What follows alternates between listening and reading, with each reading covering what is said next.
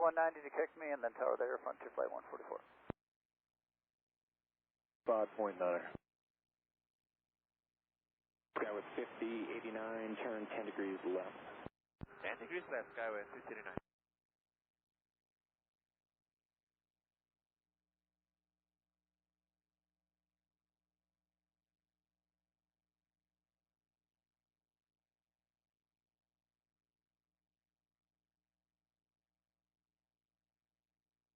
Number 5, 902 Charlie Juliet, traffic 12 o'clock, 2 miles appears westbound, altitude indicates 6,000. Emergency 0 up here, what point are you navigating to? 10 o'clock, 21 miles, turn left heading 200. 200, field inside, Skyway 5089. Skyway 5089, cleared, visual approach, runway 16 left, maintain 210 knots. I maintain 210 knots, we'll clear the visual 16 left, guys, 5089. Skyway 4635, reduce speed to 190 until kick me, and at kick me, contact tower 135.3. Good day. 190 to kick me, and tower at kick me, 4635, see you. The visual approach, Denver altimeter 3035. Okay, we'll get Tango, transition now to 16 left, 3035, United 5, got it, thanks. Southwest 2620, you are welcome. Delete speeds on the arrival till Epic. Delete the speeds until Epic, Southwest 2620, thanks. Delta 982, contact Denver approach on 120.8. 20.8, Delta 982, good day. 5.9.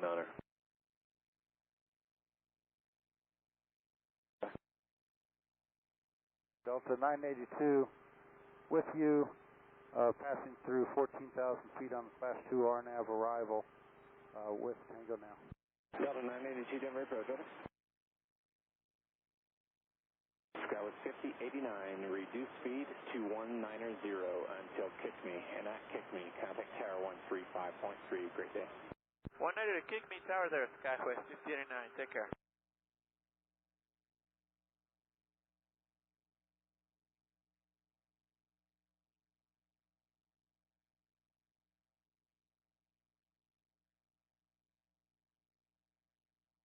Delta 982, delete the rest of the speeds on the arrival, speed your discretion. All right, speed our discretion, Delta 982. United 272, traffic off your left will be for the parallel. He's in sight, United 272.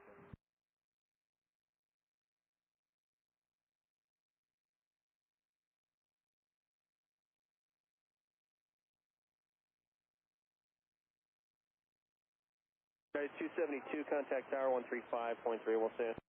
3530, have a great day, United 272.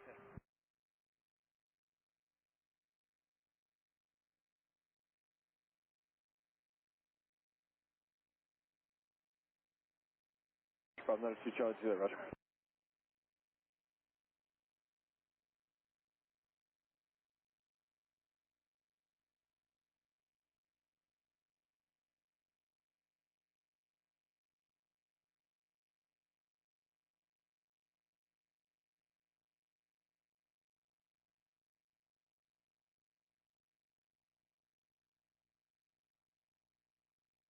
At 224, Denver departure, your radar contact. Columbia says. Near 268, contact approach on 123.85. Have a good one. We'll see you, Frontier 268. Frontier 268 with you out of 12, descending via. Frontier 268, Denver approach cleared. RNAV Zulu, runway 16 right approach. Cleared to RNAV Zulu 16 right approach, Frontier flight 268.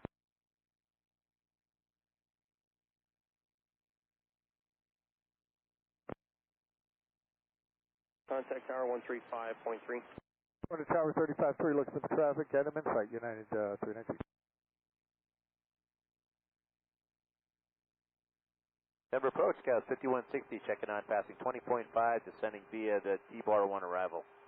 Gas 5160, Denver approach, let me know when you pick up 8 is Tango, plan a visual approach on 16 right, the Denver altimeter is 3035. Alright, 16 right, we do have Sierra, we'll get Tango, Scouts 5160. Gas 5160, thanks for that. Maintain 280 knots, till advised. 280 till advised, Scouts 5160. 1,000 feet below you. 518 out of 13-2, descending via the logger 1 for the 16 left transition. United 518, Denver approach, turn left heading 265, vector final. Maintain 2000 and present speed. Okay, left to 265, down to 12,000 present speed, United 518. So 982, D, set to maintain 8,000. 8,000 on 982.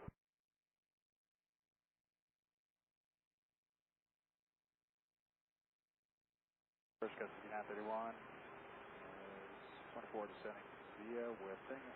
Gas 5931, Denver approach to low, plan of visual, runway 16 right. Maintain 280 knots for greater till advised, please. 280 or greater till advised, gust of 931.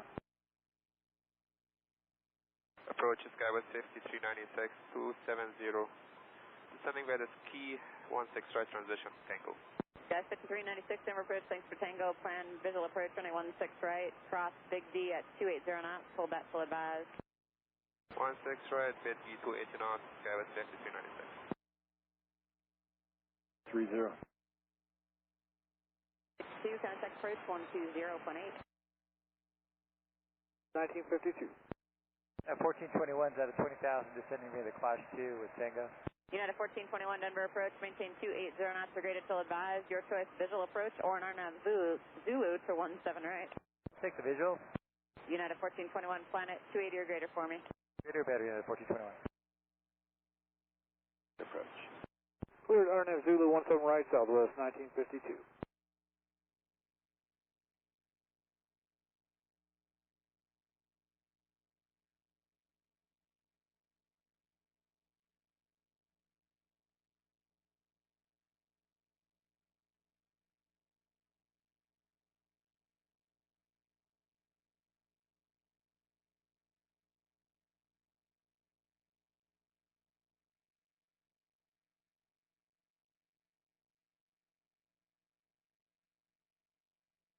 Delta 982, the airport, 10 o'clock, 8 miles, turn left heading 200. Left 200, airfield site, Delta 982. Tango. And then speed fast until Everly. Gas 5055 and 280 or greater at out Everly, and I'll slow you probably in about another 20 to 30 miles. 280 or better after Everly, and you'll slow us down to 5855. Thank you.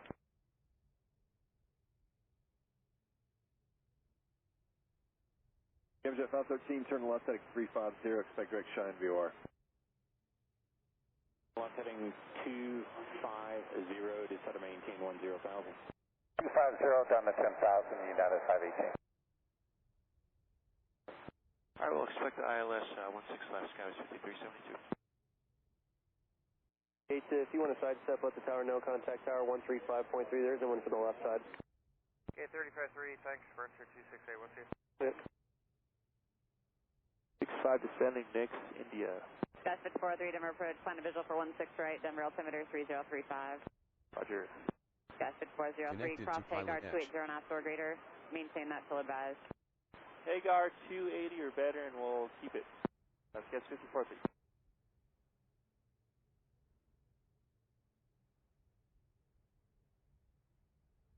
Denver Center, Gas 5380 is Follow 250 descending via the Clash to arrival.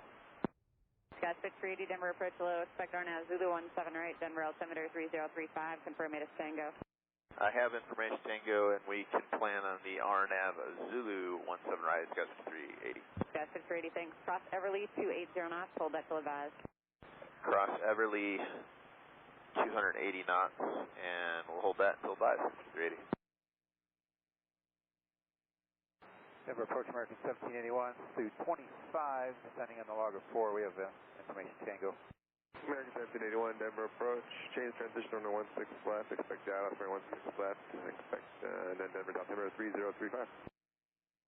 Okay, the transition for 16 left, American 1781. Sierra United 1421. Approach Commander Frontier Flight 281, 260, descending Clash 2, landing southwest Tango. Frontier 281, Denver approach low, plan RNAV Zulu runway 17 right, the Denver altimeter is 3035.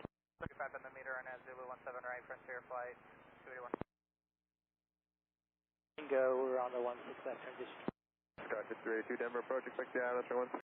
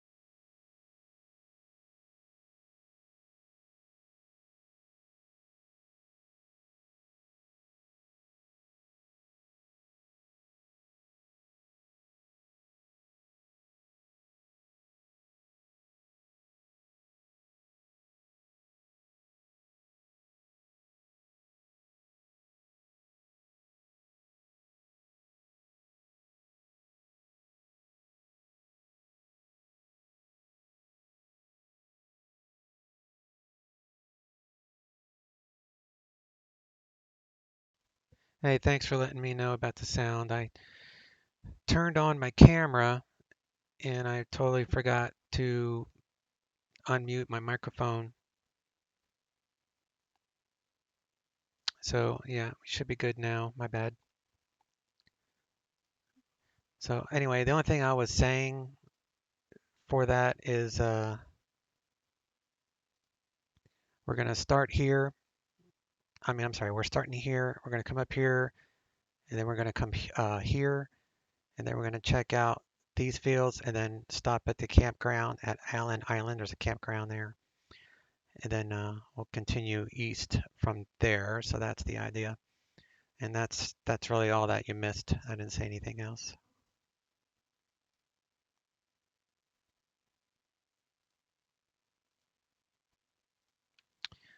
All right, so let's hop in our plane here.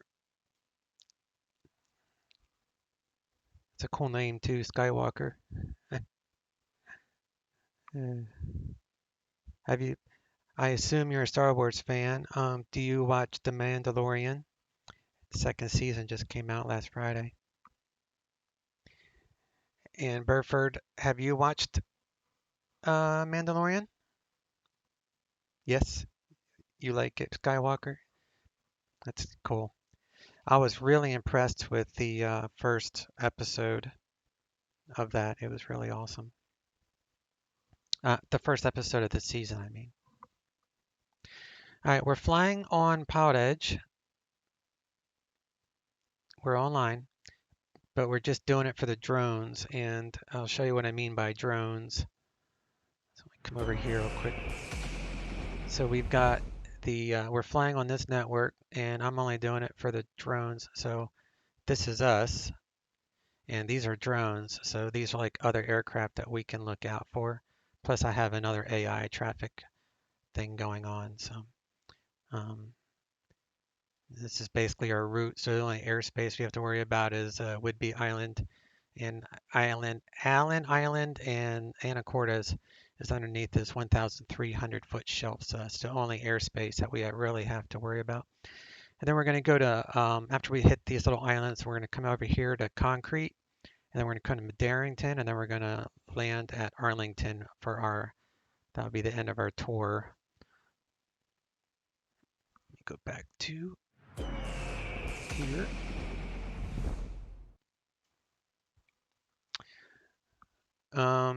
What is it called? It's called The Mandalorian. It's basically, remember Boba Fett in Star Wars?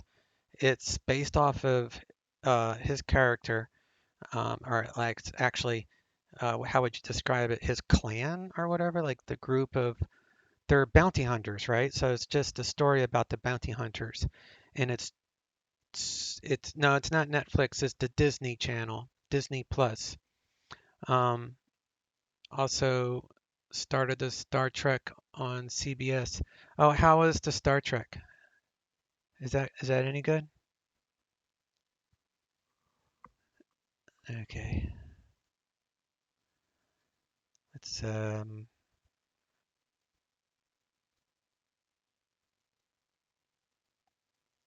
right. I guess I have to shut the door like that. There we go. Open up the window. Brake is on. We need turn this fuel on. Come down here to master battery.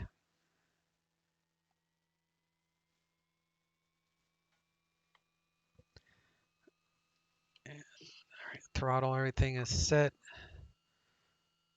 Do beacon and nav lights on.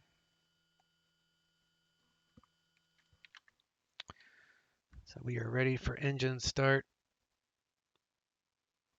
Yeah, it's Disney Plus or Disney something.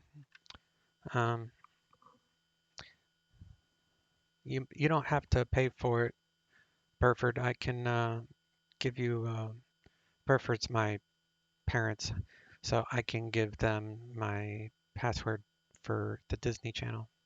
That way you can watch it. You can also watch the first season that you obviously didn't see. All right, aux BP on. And then we're going to do ignition and low start.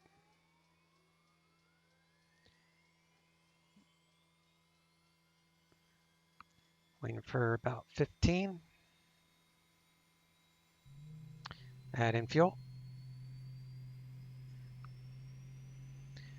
I only watched first episode of season 3. Pretty good, but not as good as Picard last year. You know, I was not impressed with the Picard one. I watched just, it was a little too silly for me. I don't know. It didn't grab me. But I did give it a chance. I think I watched like 4 episodes with the wife, and we were like, this is kind of stupid. Like the nickname they called him, it was so silly. Like that lady, the black lady in that show, I can't think of her name, but she was calling him something other than Picard. It was just childish. It was really weird. All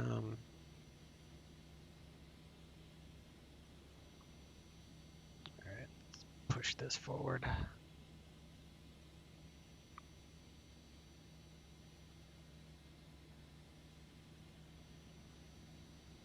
And we can do starter 2 off, ignition off, standby, inlet. And we'll do alternator and gens. Just got those on. We'll turn on our avionics.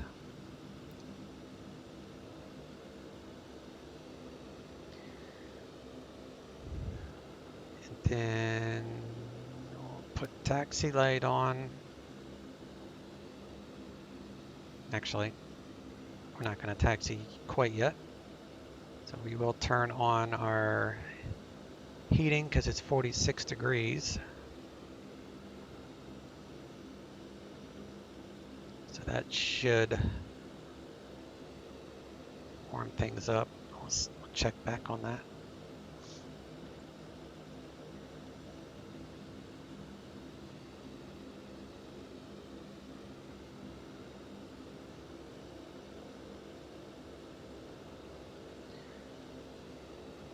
All right, Woodby Island, we are, AWOS is 135.67. See if we can get AWOS. Friday harbor weather. Wind calm, visibility 6. Sky conditions 200 broken, temperature 8, 2.7. Altimeter 3012.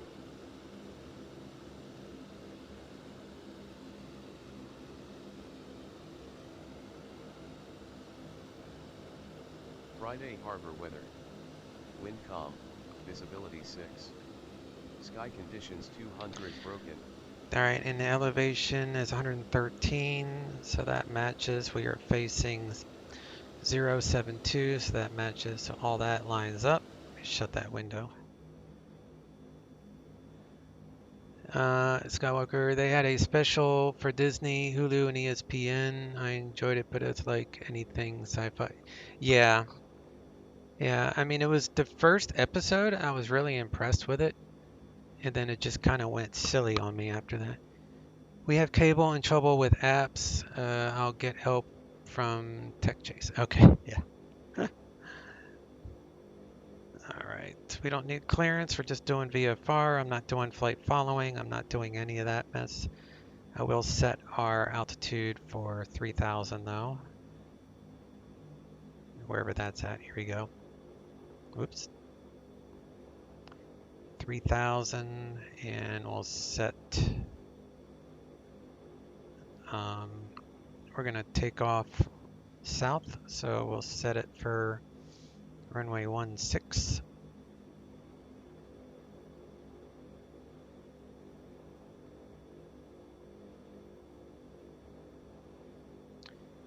And we'll come over here to the range. We'll zoom in because we're gonna fly up here to these two little airports. All right, so autopilot and all that stuff is set. Don't need flaps. So we got flaps. Flaps are working, but we don't need them for takeoff. And trim is now set. We're gonna squawk VFR.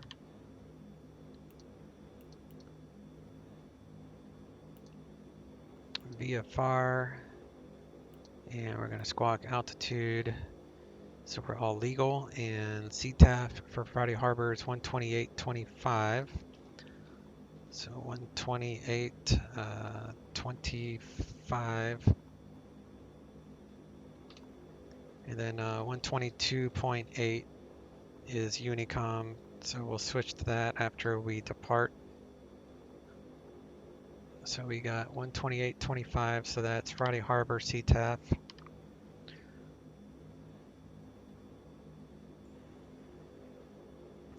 There's no CAS messages, no alerts, so we're good there. And now we can turn on our, come on, taxi light.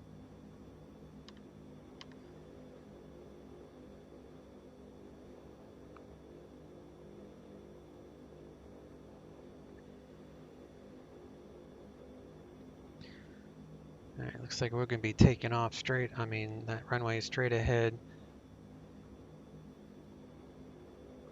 Friday Harbor traffic, Kodiak 139, taxiing to runway 16, Friday Harbor.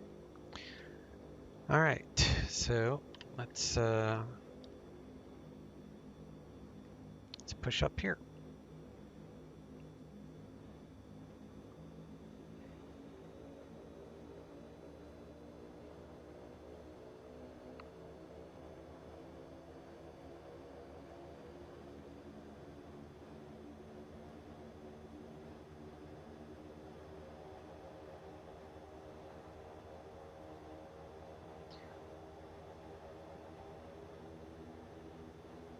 Is this thing even going to work? So let's see if I can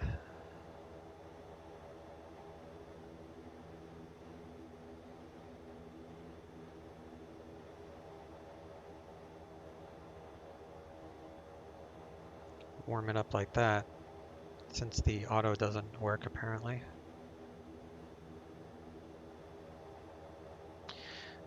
All right, we need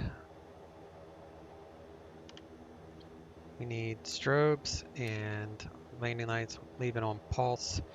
Turn on pitot heat.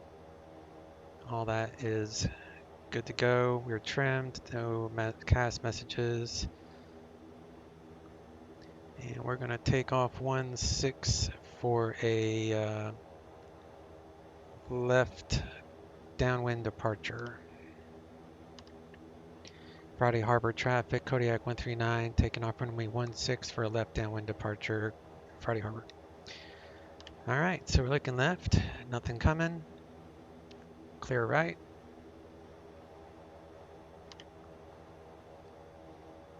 And we're going to be off here in a second.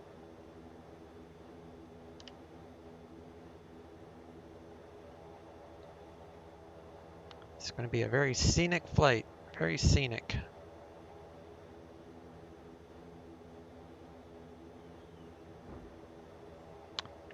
All right, conditioner lever, we'll go full power. Increase our torque. Prop RPM is full, brakes off.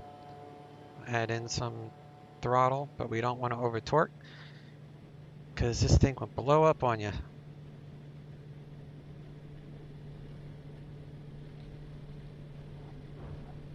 $60 knots. And we're up.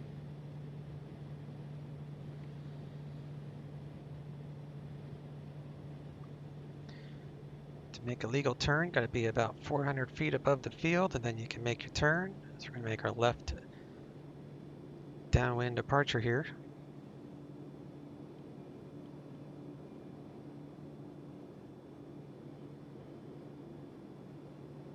And I'm going to leave all the lights on, just because we're going to be flying low.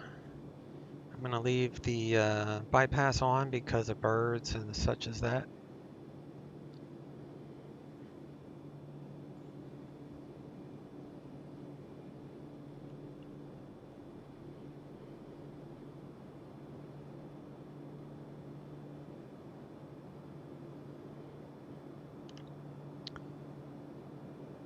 Yep, we are off, Noel. Okay, so we're going to go to St. John's first, which is right here.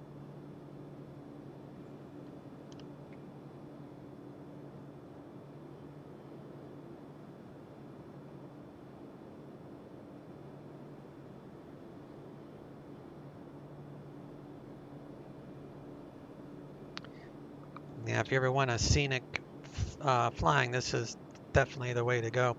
And all these sceneries, all these little islands that I'll be landing at are freeware on the org.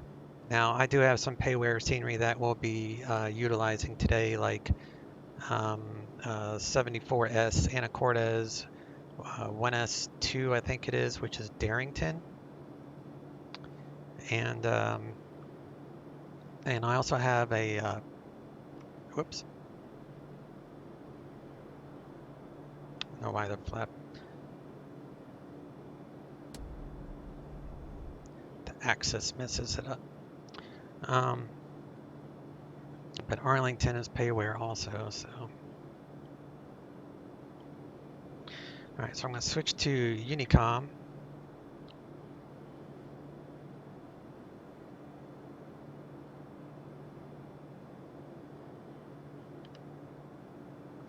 Favorite tour. Yeah, but this is the first time you've seen this, right, Noel?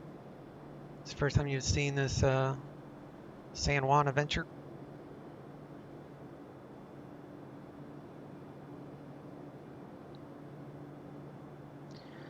Alright, what's my landing speeds on this? I don't fly this plane that often.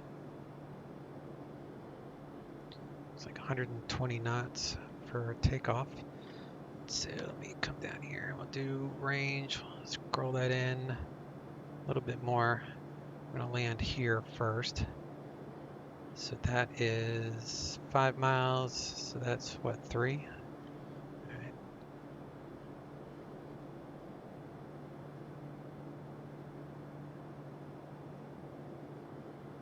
Sailboats and such out here.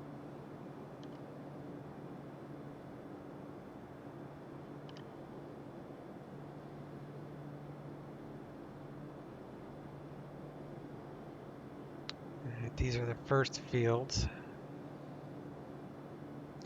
Fields of Dreams, like the movie. I think, oh yeah, Allen Island you did see. That I've had that scenery for a long time, but these are all new. You've never seen these. Well, new to you. I've had them for a while. I've actually flown this in a group flight to where there was like 5 of us, and that was fun because we were all doing the island adventure together and being in the pattern and stuff like that. It was quite fun. All right, I'm going to fly over this airport first because I can't remember which way the field runs. Actually, let me back off the throttle.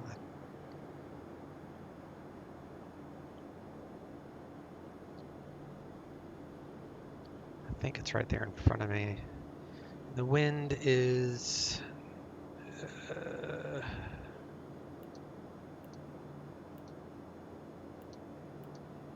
5 knots that way. Okay. All right, I remember where it is now. All right, so do a little slip action, 4 right rudder, a little bit of left aileron.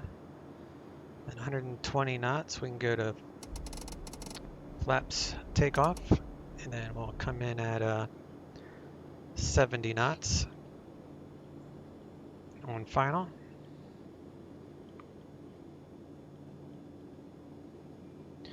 Prop is full.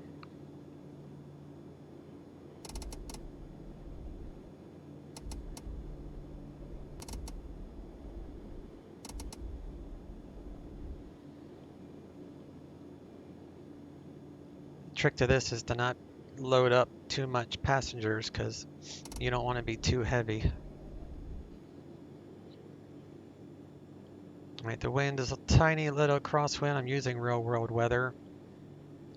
Actually, that reminds me I need to update the weather once we land here. Love the mountains, trouble typing. That's all right.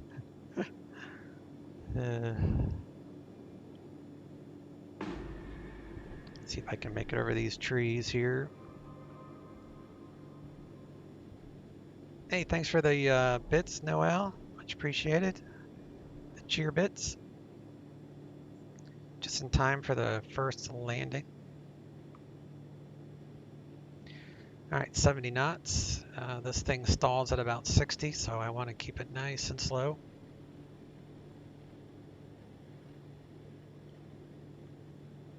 And then we'll go to idle at about 50 feet.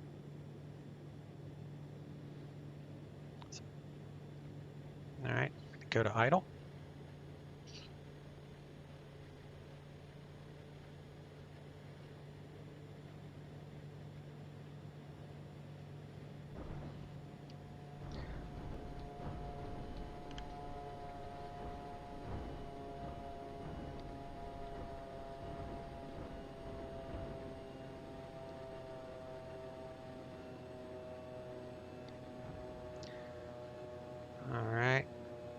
So then the next little place we're going to land is on the other side of this harbor. So I'm going to do a U-ey, and then we'll take back off the other direction because the wind was light enough that it's not an issue.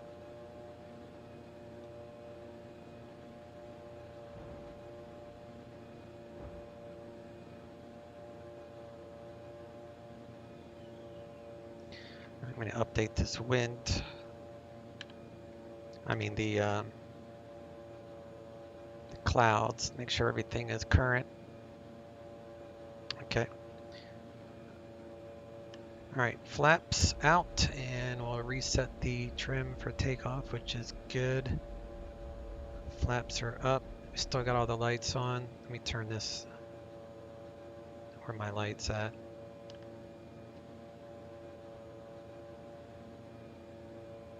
There we go. Sailing, yeah. All right, let's go.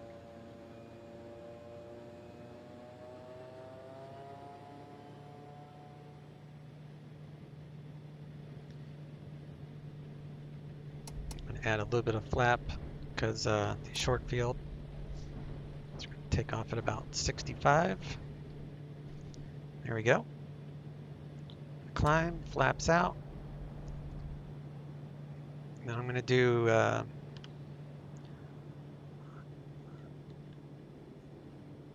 left turn. I'm going to do a 360 here because it's just easier to make this next to landing. Back off the prop a little bit out of the red.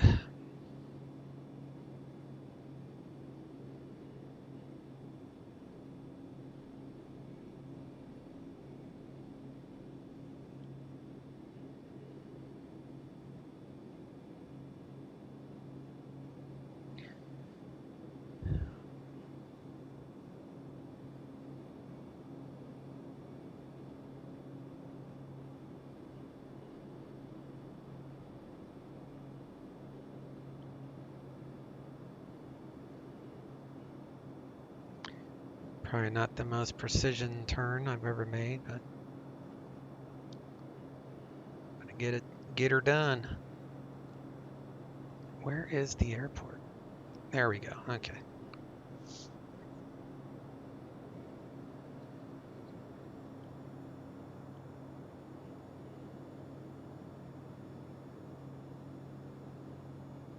$120. I'm gonna go take off flaps.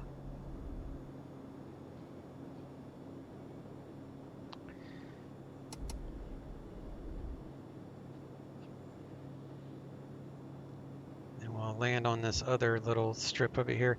This next one is pretty difficult. Hey, thanks for the subscription there. 2 months. I think, no, tier 2. 18 months. Thank you for the support, Noel. All right, so let's come down here. Same thing. We're going to land on the left strip. That's the actual landing strip, not this, which is makes it very challenging. This is probably the most, or one of the most more challenging approaches.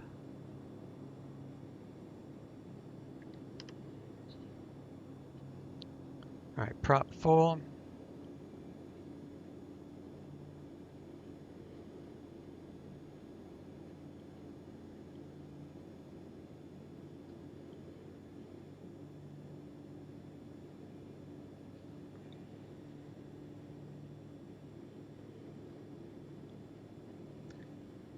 Shared over the harbor. Nice. Whoa.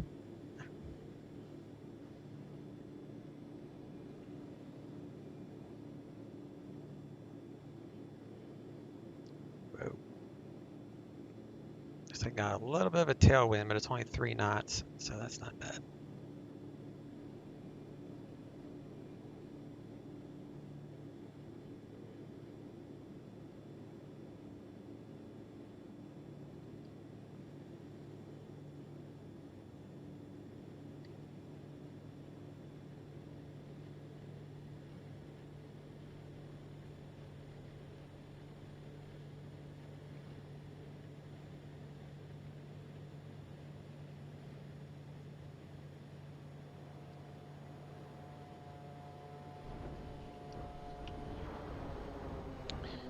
Reverse. Told you that is the most challenging one for sure. But we got her done. Okay. Flaps back up and trim is set. Okay, so the next one we're gonna go to East Sound. So we're gonna come over here to East Sound, which is looks like that one. So we're just gonna take off straight ahead, like butter. Yeah, that was a little challenging uphill too. Appreciate it though. All right, prop forward, bring up RPMs, brakes off, add in the torque. Actually keep an eye on the torque so we don't blow up the engine.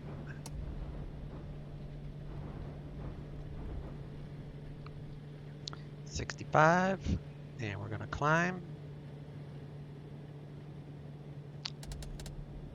Flaps out. Let's go to East Sound.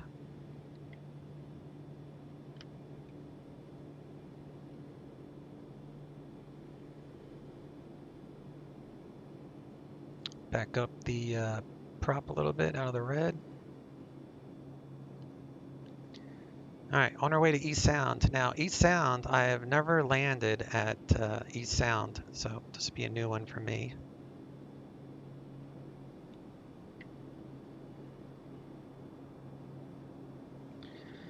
There's the other little strip we just landed at.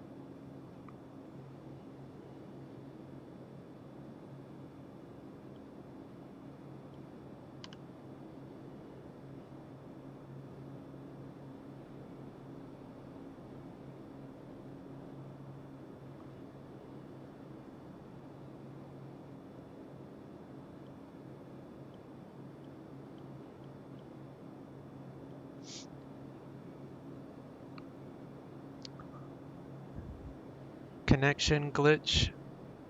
I don't know if there's any connection glitch. I mean, I'm looking at the stream on my laptop and it seems to be fine. So I don't know what glitch you might be experiencing. What's it doing?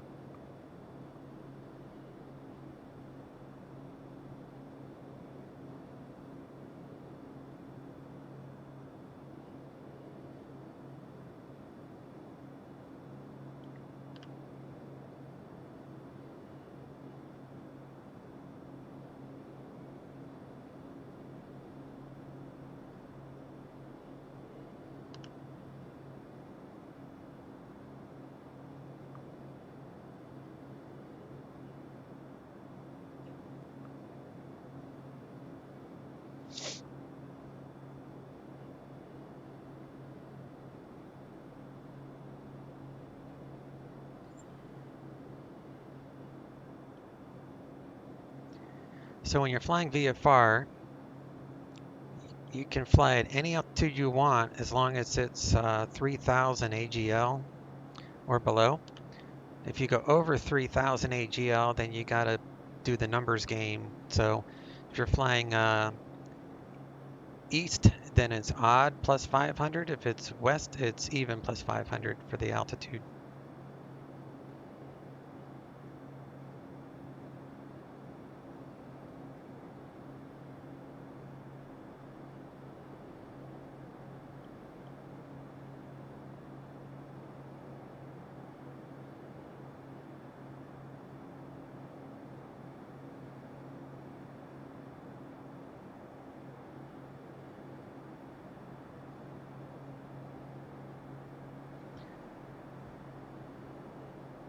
All right, apparently we're flying over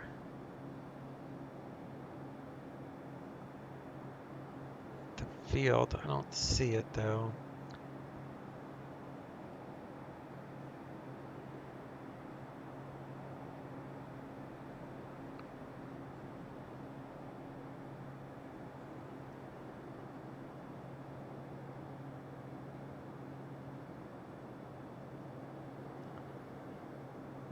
don't see it.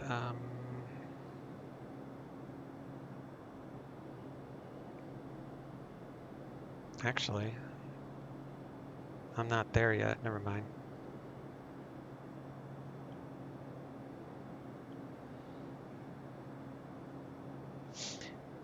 East Sound is over here.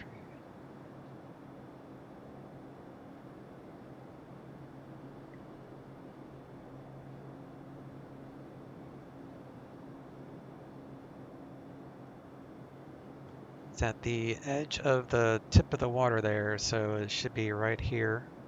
Except I have no idea what the runways are or anything, so we'll do a flyover. See what it looks like. There's a little marina or something down there. Back again, it seems. Yeah, it does that sometimes. Connections. If there's a lot of people using Twitch or streaming at one time, it can get a little overloaded, I guess. Alright, so the wind is, we have a tailwind. Where's the runway? I guess the runway runs north and south.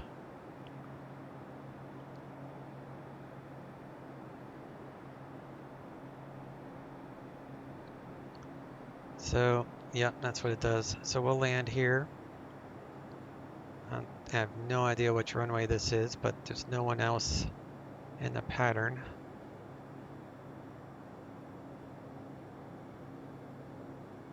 I don't see a windsock. Oh yeah, I do. Okay. It's going to be a little bit of a right crosswind, so we might have to crab in here a little bit.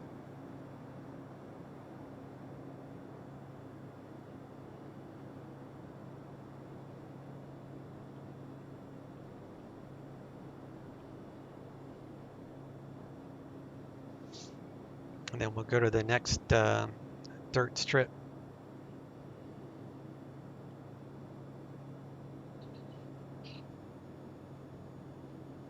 All right, prop full.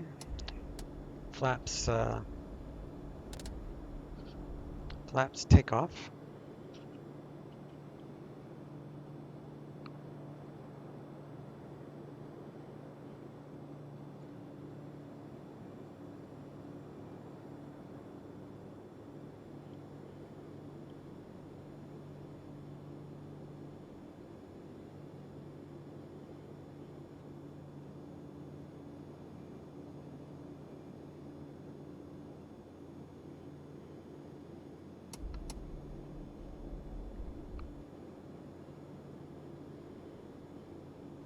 Looking good. 90 knots, flaps full.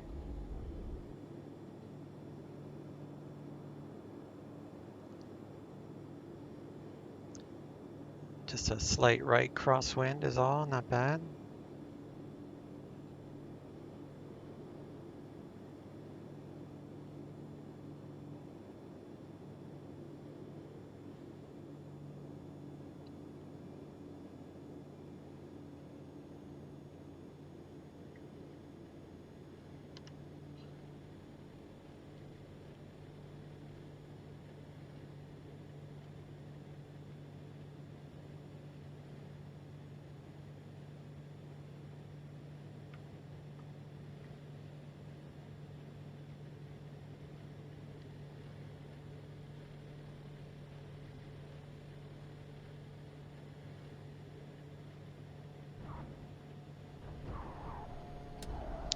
Flaps out. Easy peasy. All right, so we'll turn around. We'll just coast down to the end and do a UE. Probably the easiest thing to do. All right, so flaps are out. We'll reset the trim for takeoff.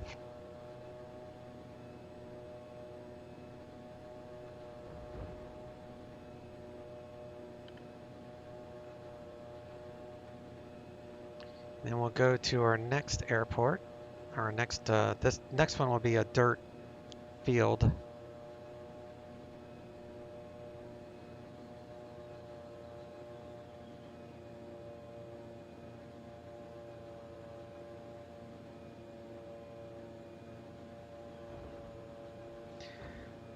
Okay, so the next one is, that's where we are now.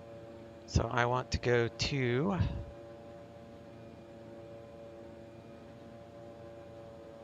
I want to go to Blakely Island.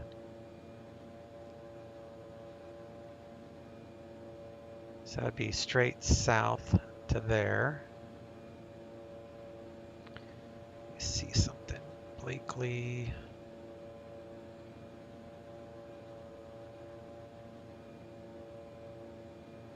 Okay. So we're just gonna do we're gonna do a U-turn. RPMs are good. Brakes off.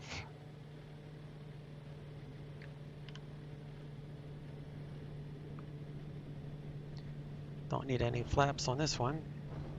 Whoa. Did a wheelie.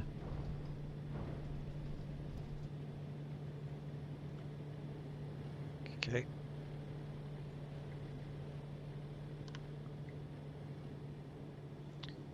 Let's start a left turn. Actually, let's go right.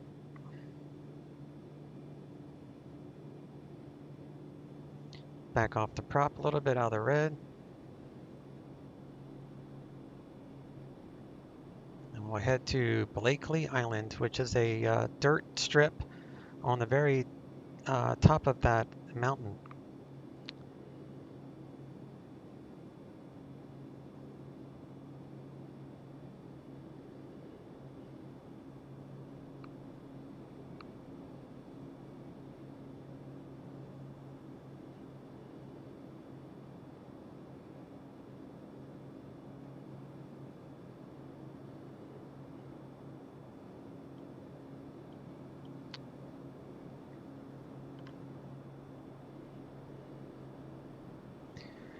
So, yeah, so Blakely, and then Decatur Shores after that.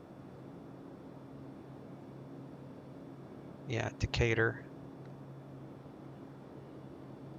And then after Decatur will be Allen Island, and then Anacortes.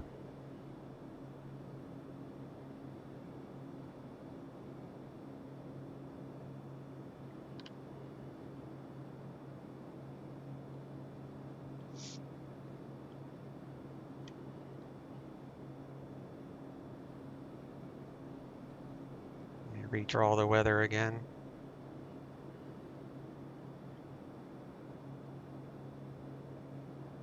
I guess it is that overcast ahead. Okay. If I have to, I'll get rid of the real world clouds.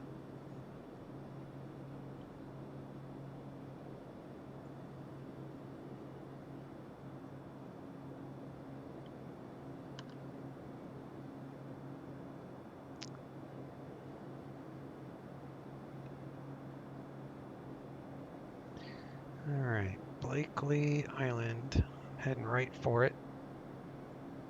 If I remember correctly, it would be on the east side. Or no, I think, yes, it is. It'd be on the east side.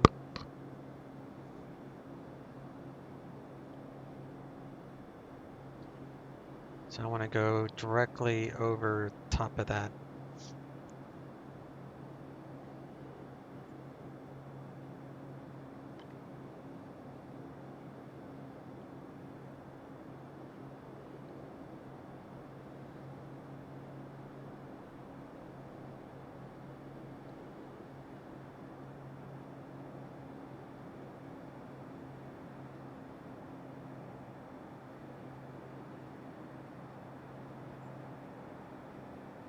Getting all this bay fog, I may have to get rid of that. Matter of fact, I'm going to. Let me see here.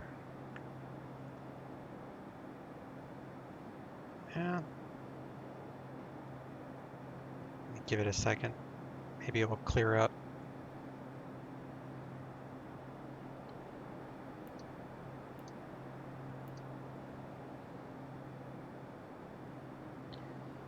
Put on the terrain, because I can't. All right, that's not going to work. So let's do flight configuration, and we'll do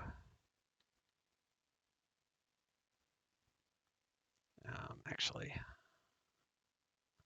let's do discard changes. Let me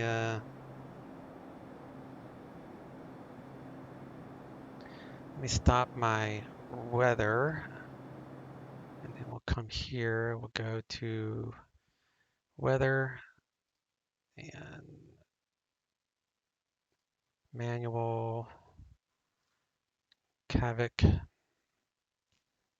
think it's Kodiak.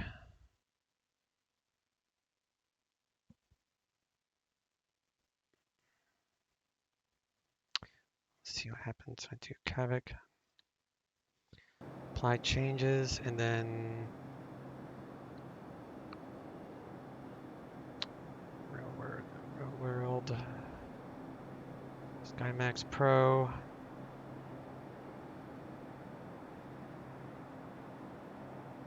There we go.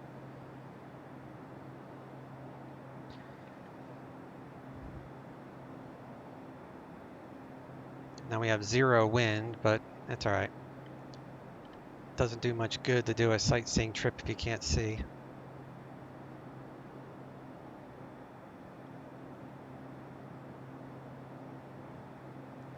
I've lost. There it is. Okay.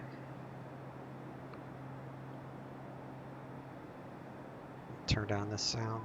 There you go. It's like headset noise canceling. Spinning again connection.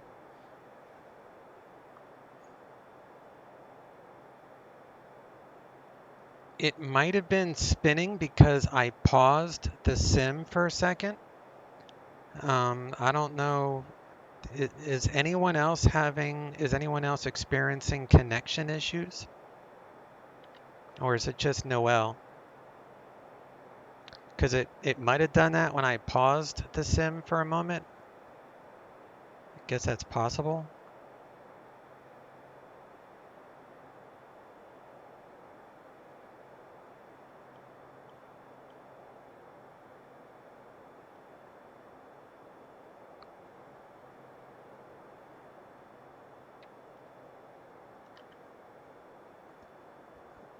Looks good. Okay.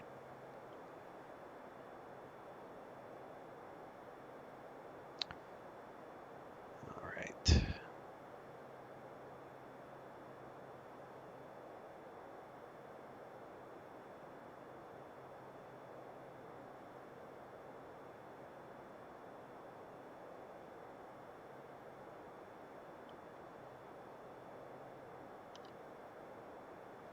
If I remember correctly, this should be Blakely.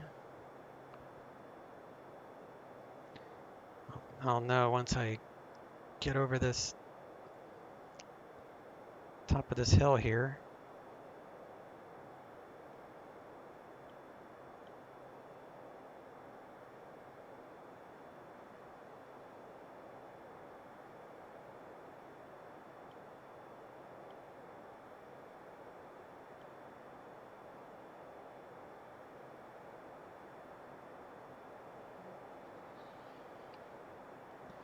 Yep, that's it.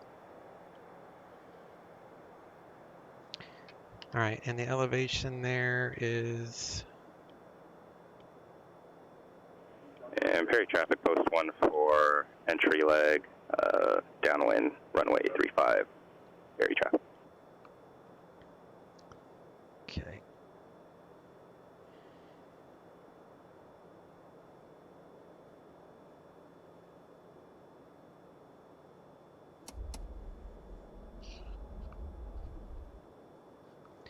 Props takeoff, flaps takeoff, or flaps 1, whatever you want to call it. I thought 66.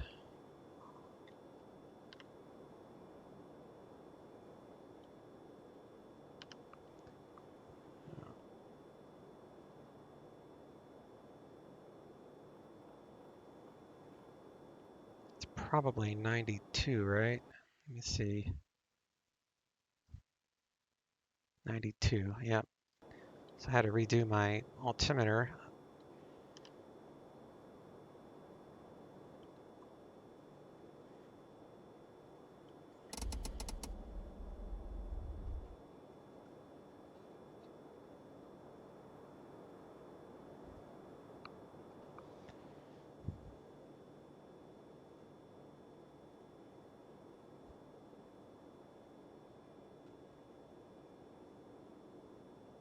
Ferry traffic, post 14,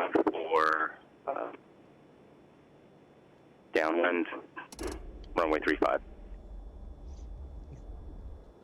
He's definitely not talking to us, so he's just using the Unicom CTAF for whatever airport that guy's doing pattern work at.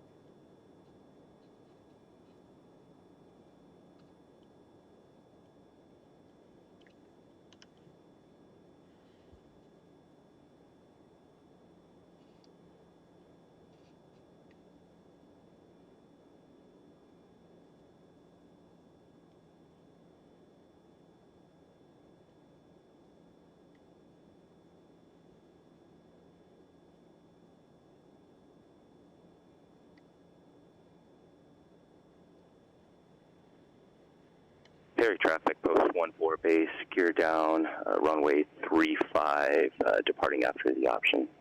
Post 14, Perry City. Perry traffic. Perry. Not sure where that's at, but okay.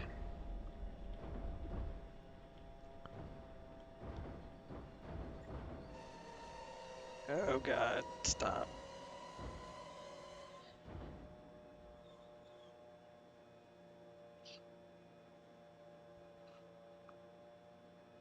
That was scary.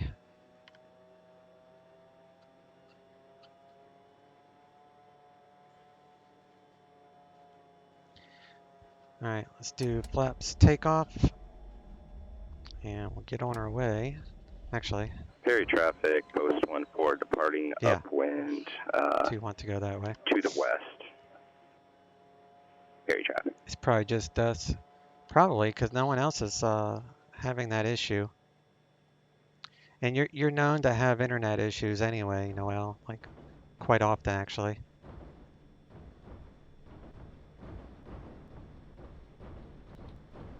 Looking for 65, and then we'll take out the flaps. 65. Flaps out.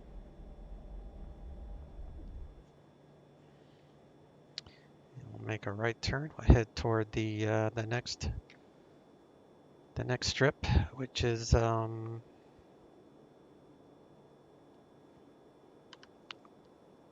it's Decatur Shores. Yeah. I think it's Decatur Shores. Yeah, Decatur.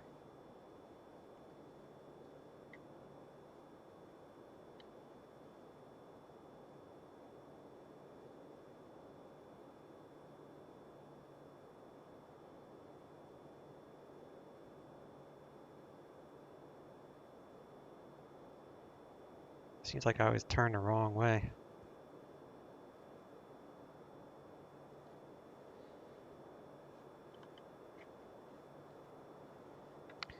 Turn the long way.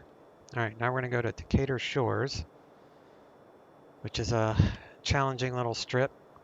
And it's also underneath the Charlie shelf. And that Charlie shelf is 1,300. Actually, it's just on the perimeter, I think. Systemic, yeah. Scenic turn. Oh yeah, it was definitely a scenic turn.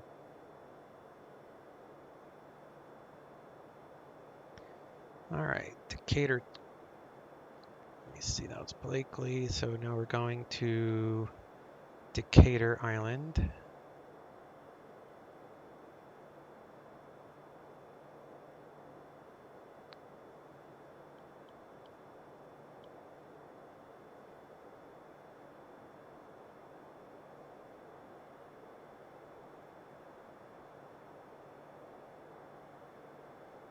It's actually...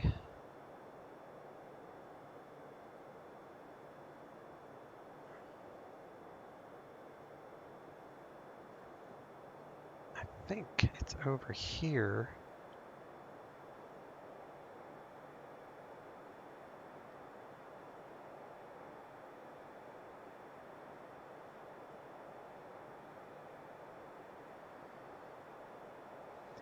It's been a while since I've done this.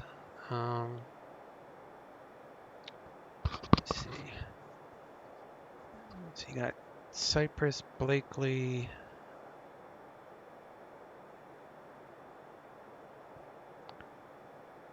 Decatur. Yeah, so Decatur is there, so now I am heading the right way. Okay. So Decatur Shores runs along the lower western edge. Heading 345. So we'll just reset this for 345.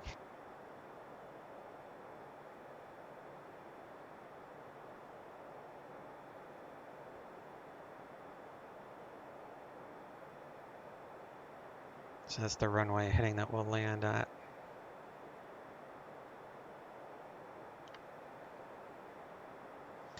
And then after Decatur Shores and the other one, Decatur Jones, I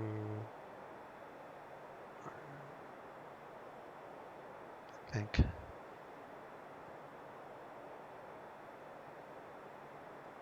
Let's see what we got here. Okay. Yep, it's right underneath us. Okay.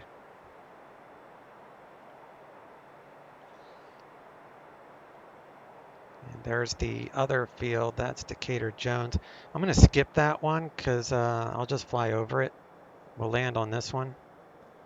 Fly over this one because it's very challenging, even on the Kodiak.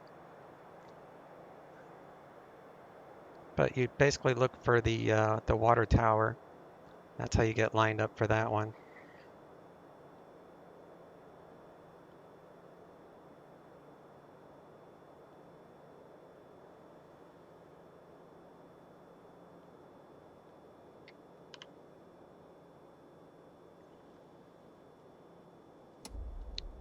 Flaps takeoff, prop full.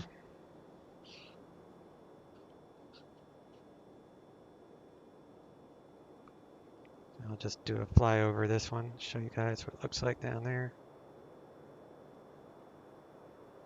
It's pretty cool.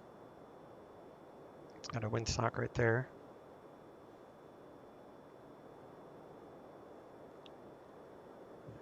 Turn our base leg here. Do flaps 20 degrees or 20. Yeah, flaps 20. And 90 knots, we'll go flaps full. 90 knots, flaps full.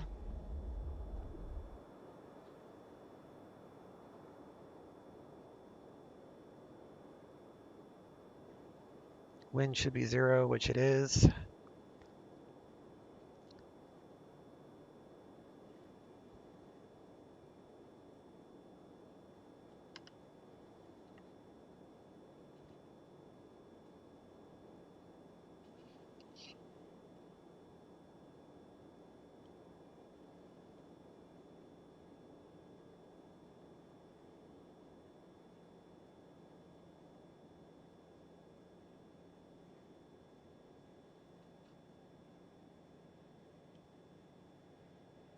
Add in a little bit of trim on the landing here. This is super easy with no wind.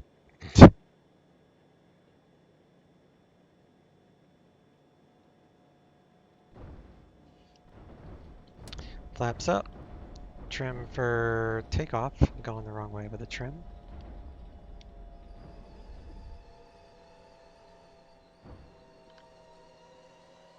All right. See, there's even signs that say San Juan Adventures. It's pretty cool.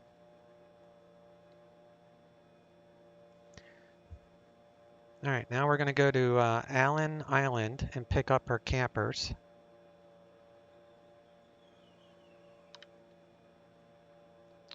All right. Prop full, flaps are up, trim is set. Takeoff power is set. Airspeed's alive. Looking for 70 knots. Here we go.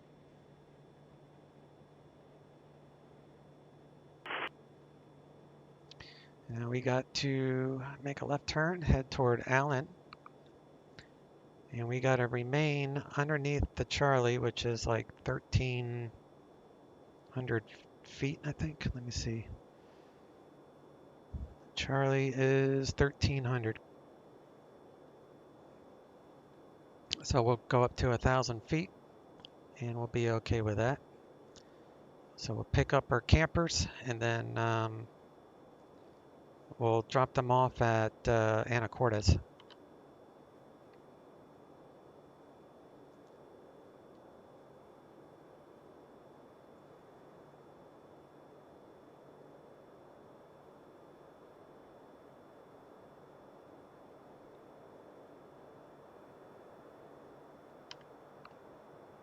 To the camp. Yep. So what do you think of this, Noel? All these little dirt strips. What do you think of it?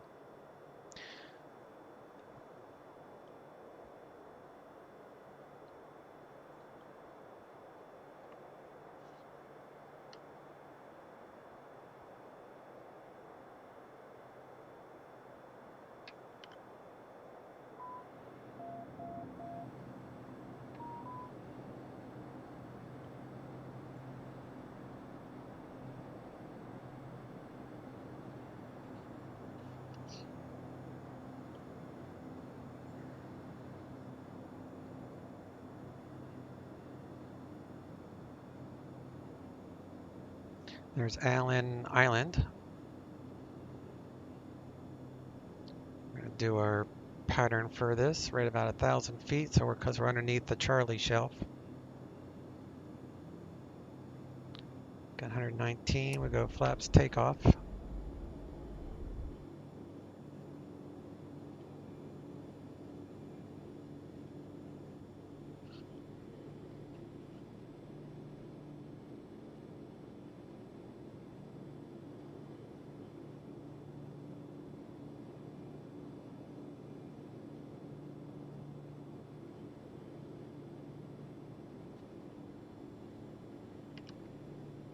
The islands are fantastic. Would love to live there.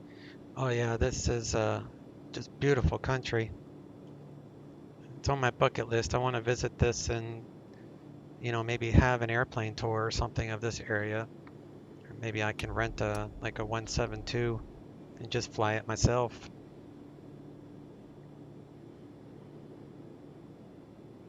All right, 90 knots, flaps full.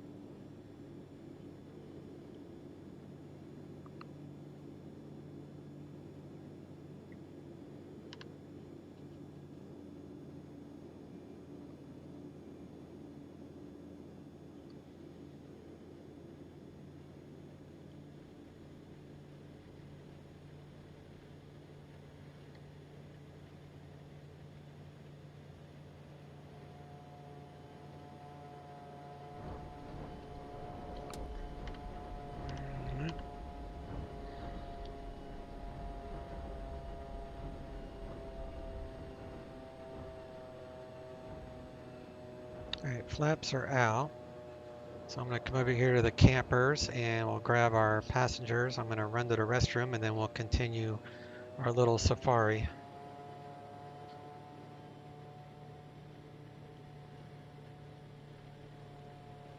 It's got a little campfire and everything here.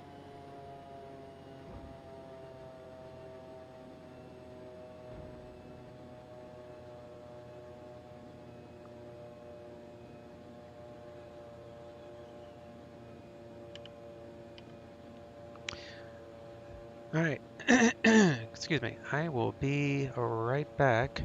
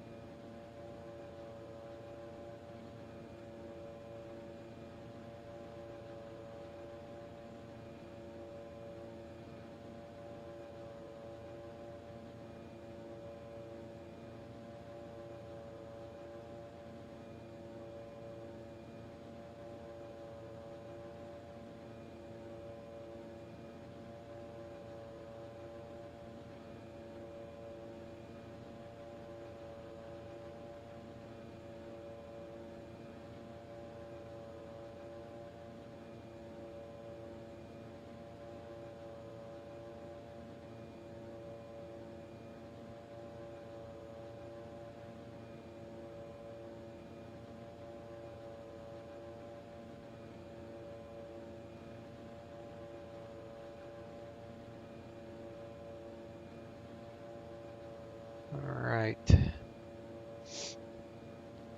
Should probably add a little bit of fuel. Well, that should be okay, but let's see if I can even add it. 60, actually, I've got plenty of fuel, so we're fine on that. I don't need to worry about that. Alright, next stop, 74, Anacortes.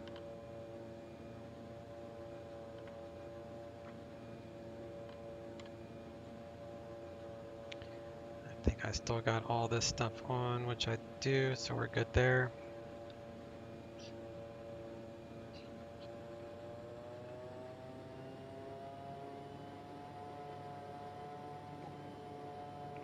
I'm going to take off, I guess south, because I'm going to have to do a left turn for 74S anyway.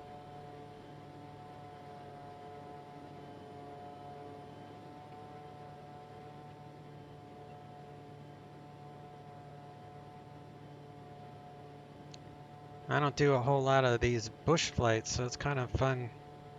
It's a little change up. I usually just strictly do, you know, real world procedures and all ATC stuff and the calling and clearances and flying SIDS and stars. I fly like 15 different airplanes regularly. The next I think I'm done on airliners for a while. The only other one I'm going to possibly get will be the MD-11 by Rotate whenever that gets released. And then my next jet would be a, it's going to be the Arabesque Falcon 8X. That's going to be super cool.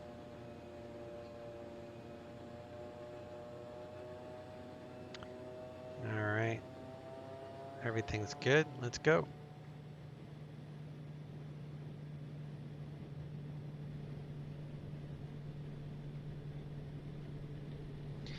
$50 knots.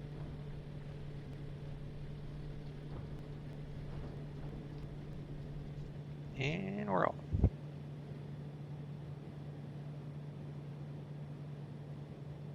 Make a left turn here.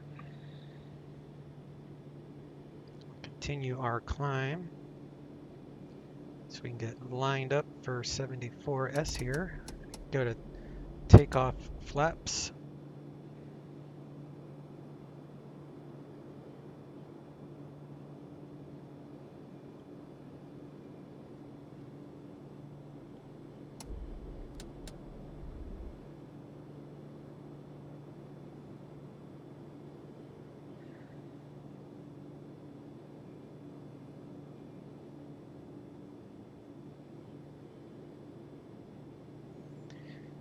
Okay, so this is Ana Cortez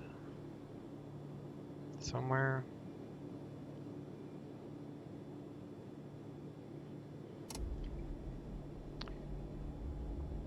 I think that's it, straight ahead.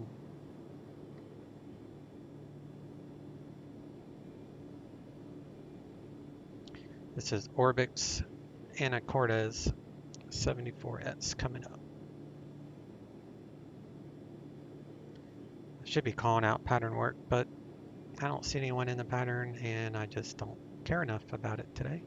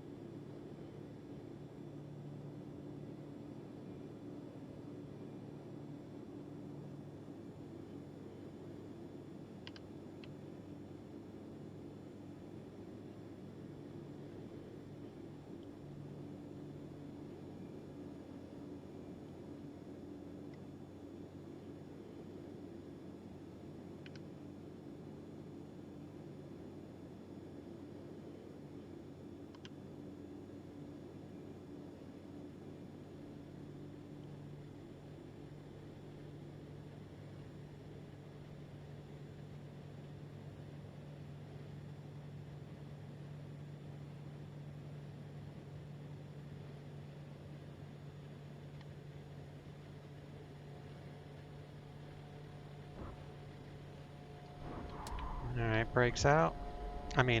Flaps out.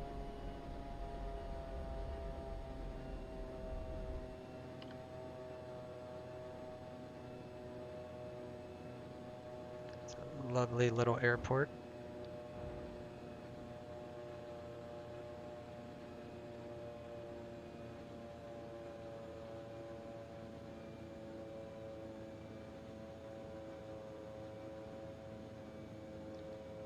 Got some dudes hanging out. And it's just a really nice airport if you like Orbix stuff. Alright, next stop is Mears Concrete Field. So we're going to have a little bit of just a little flight, maybe 10 minutes. 10-minute flight. It's not too far.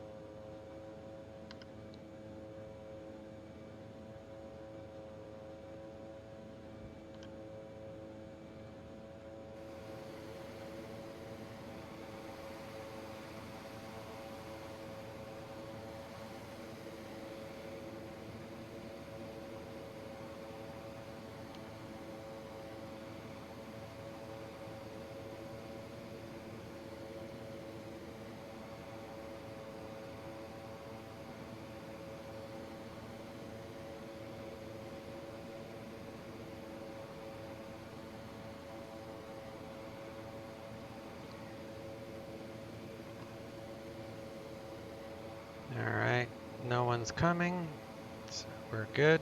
Let's get lined up. Trim is set for takeoff, flaps are up, prop is full.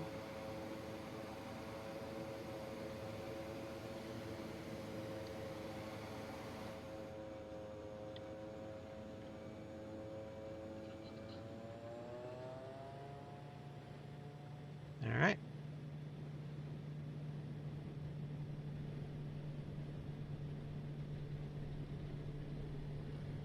60 knots.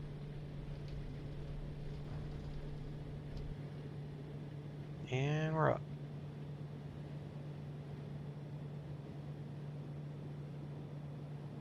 I'm going to do a left pattern, which is the long way, but I want to fly over the marina.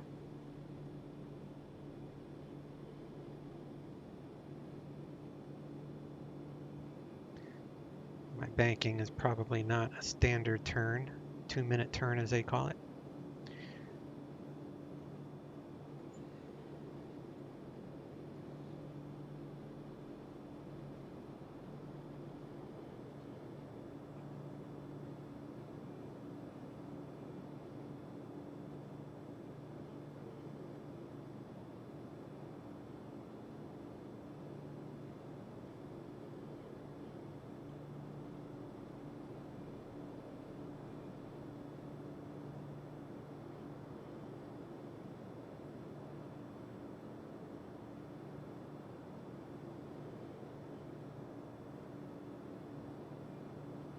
What a pretty place this would be in real life.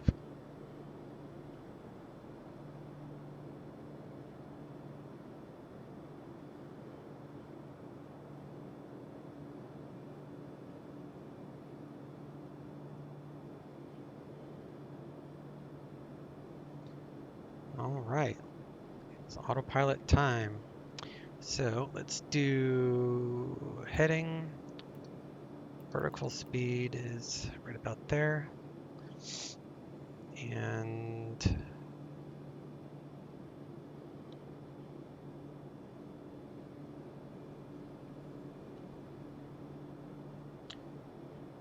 all right, there's 74.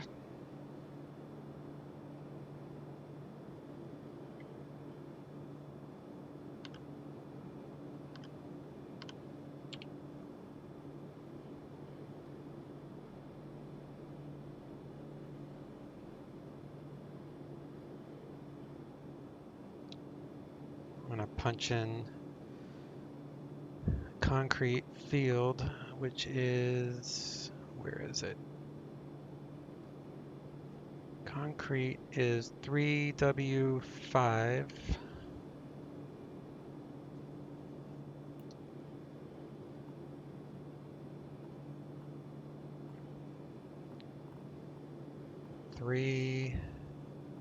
W.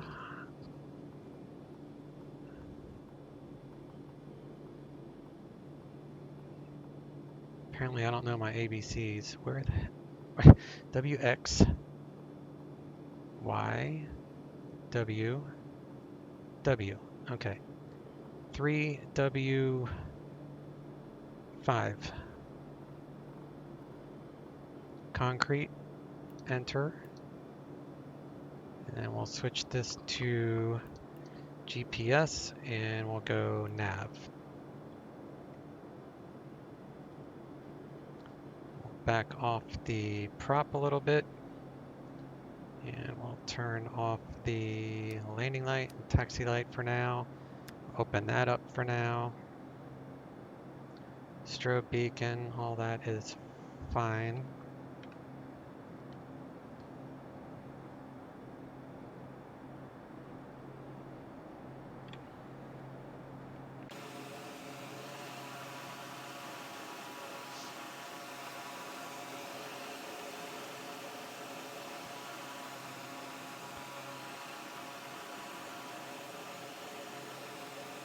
Where are you, Atomic? I am in the North Pacific Northwest. It's the San Juan Islands. So I'm north of Seattle.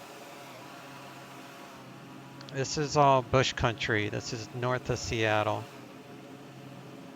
So we're going to go to Mears, and then we're going to dig at Darrington, and then we're going to go to a couple other fields around Arlington, and then we'll land at Arlington.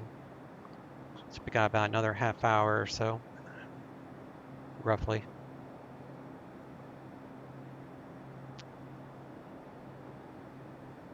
Yeah, it's definitely like Twitch is having issues because I'm looking at the connection, and it goes from green to yellow to green, and it's not my connection because my connection's fine. So I guess Twitch is just having some issues today.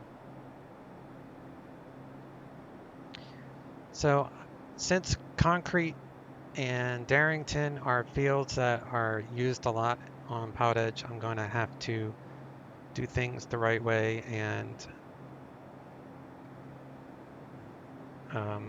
call it out. Let me see, how far away am I?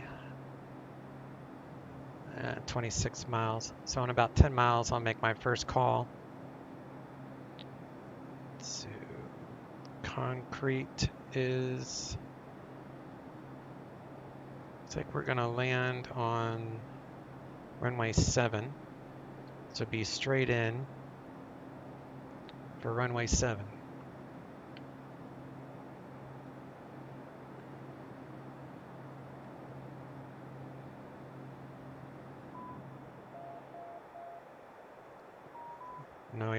Noise canceling headset. Let's crank this up. One more. And hey, thanks for the follow there, buddy. That plane is the son of a 172 and a 208 Caravan. You, yeah, you got that right. It's really like it's what I use when I do this flight because it's got, you know, short field capabilities and it's not super slow. So I mean, I'm doing 165 indicated. You know, my ground speed is 172 knots. So I'm doing almost like 200 miles an hour, or at least close to it, across the ground. So it's like it's fast enough so I can jump around to these different fields. But I can also land at like 70 indicated. So it's just a perfect all-around plane for doing this type of mountain flying. It's the guy that makes this is he used to be a part of Carinardo, but now he's with Just Flight, and his name is Dan Clue, I think, and his Thuranda Design is the company that he owns. So it's Thuranda Design that makes this Kodiak. You can also buy the rep for this, the Reality Expansion Pack.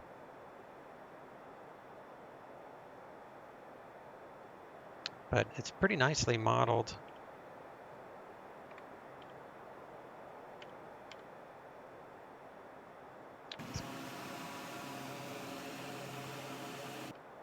It's a cool plane.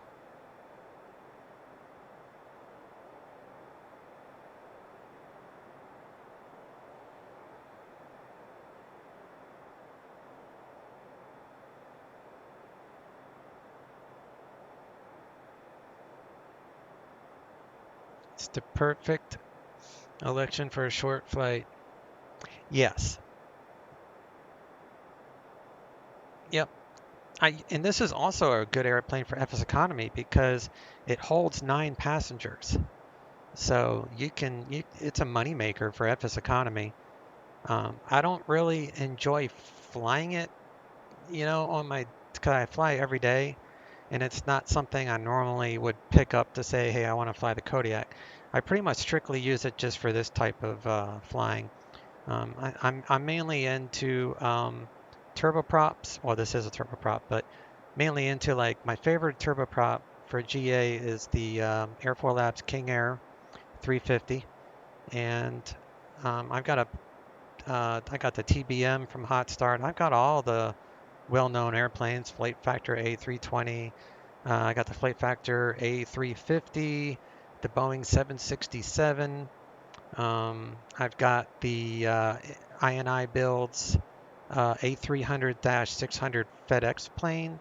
So I fly a whole bunch of stupid things, and I also fly the Concorde. As a matter of fact, I'll be live streaming the Concorde flight into across the pond in about 2 weeks. I'll be using a Concorde, so everybody else will be using their Dreamliners and doing an 8-hour flight across the pond. Mine's going to be 4 hours.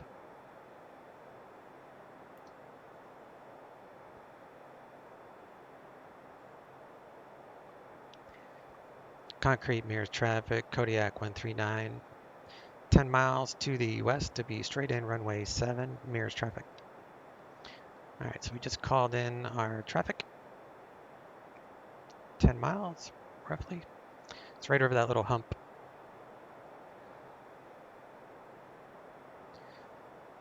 The King Air is one of the best planes. You have a good selection of planes. Yes, I agree. Thank you. Yeah.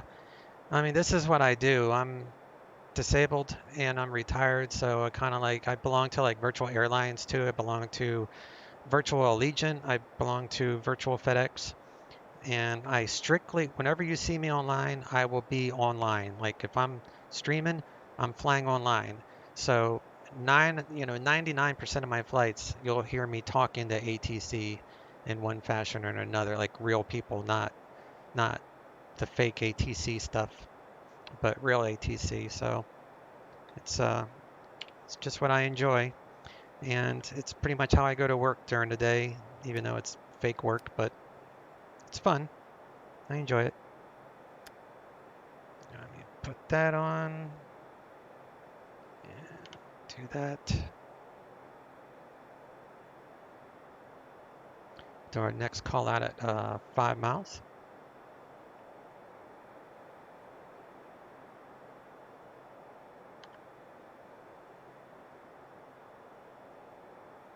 It's fun. Yeah, exactly. It gives me it gives me something purpose during the day, because the wife's at work all day, so it's just me and my dog, and even though I love my little buddy, my little 8-pound buddy, but you can only talk to the dog so much before you start to feel like you're an insane person. So that's the other reason I started streaming. One, I like to review my flights, and I build my checklists off my own flights, really. Let me turn off the autopilot. And it gives me, I started streaming also to, give me people to talk to and talk shop while I'm doing these things. And, my normal flights, I help people out with ATC phraseology and, how to fly procedures and stuff like that. So I try to make it like a learning channel as well, even though I'm not a real life instructor or anything. But I fly every day, usually twice a day on an online network, and I've been doing it for 3 years. So I have over 1,500 hours of online ATC experience. So I'm pretty comfortable with how to do this stuff. It's just in the simulated world, like I feel like I'm an advanced sim pilot, but certainly not advanced when it comes to real world. I have flown a 172 4 times in the last couple of years with my real world instructor, but because I can't pass a medical exam, I'm kind of stuck with using him. Mirrors traffic, Kodiak 139, straight in, runway 7, 2-mile final, full stop, mirrors traffic.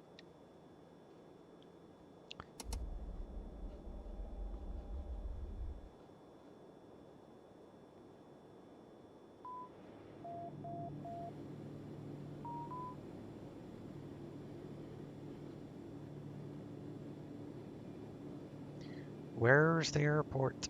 I don't see it. I know it's right over this mountain thing.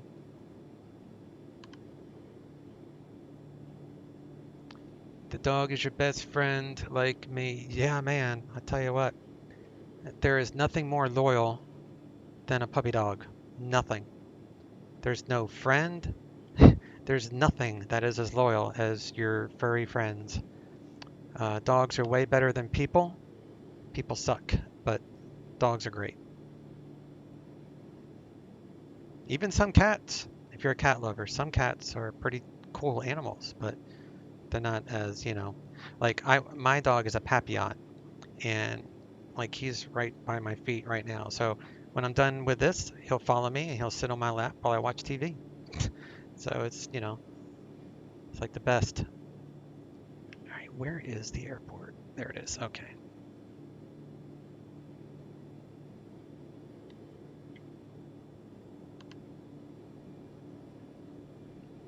Next stop, Darrington.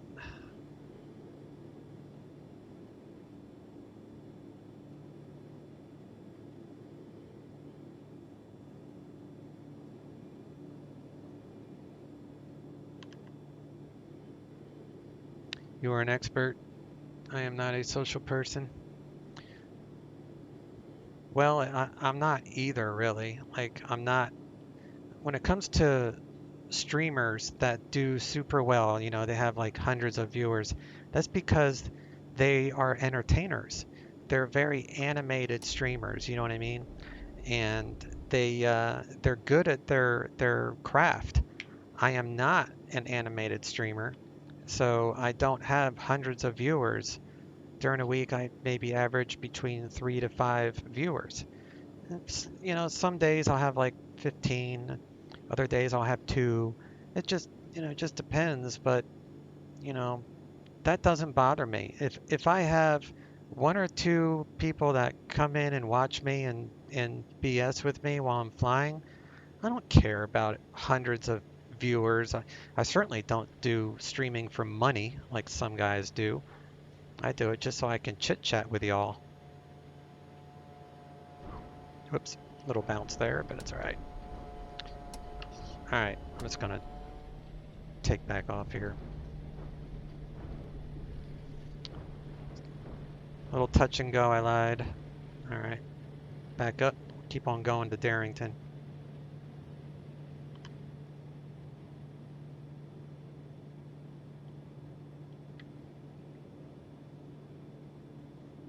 I'll do the next call out of Darrington.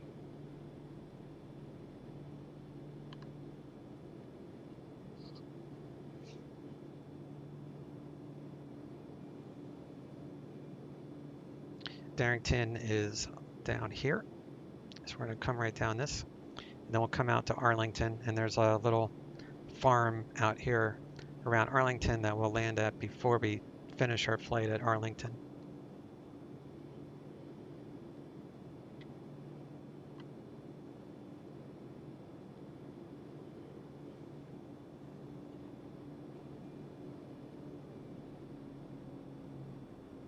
Back up the prop a little bit.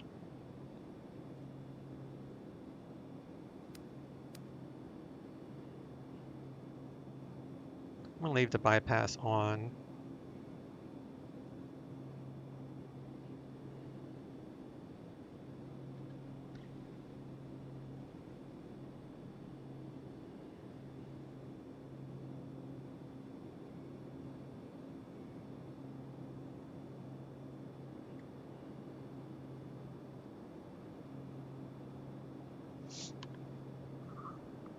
Farm landing, I like that. Yeah, it's cool. It came with the Arlington payware scenery that I have. It's made by Airfoil Labs, same as the King Air. So the Airfoil Labs has the King Air, they have the 172, and they have Arlington. And so I have 2 out of 3. I don't really fly small planes because they're too slow. They're kind of boring to me. So I know there's a lot. Is that flap still? Yeah, I don't know why that does that. There. But there's a lot of simmers that fly the 172 a lot, and it makes sense if you fly this 172 in real life all the time, and if you're practicing, you know, stuff, or maybe you need to practice for your instrument exam or your, you know, your instrument certification or whatever. So naturally, if you're taking real world lessons, you want to practice in the same type of airplane. And so I have a 172 with a rep, but I used the stock 172 with the rep, and that's the same thing as the 172 I fly in real life. It handles practically the same. So, you know, I don't worry about it. Plus, it's so expensive to fly in real life. Like, you know, this doesn't cost anything in fuel or anything. And I get all the, you know, the same great views. I also have Microsoft Flight Simulator, but right now it's so buggy and it sucks, and it's just, I don't even want to discuss that. But it's so expensive to fly in real life. It's cost me $250 per hour to go up in a real 172.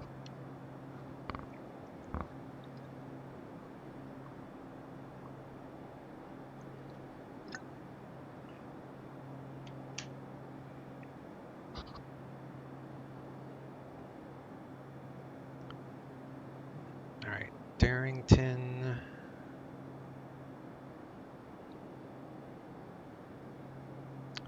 I think Darrington is 122.8.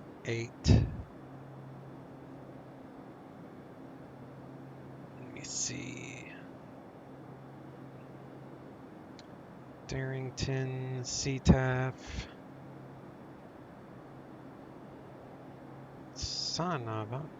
Here is it? Where is it? It's 122.9, so we'll switch this to 22.9.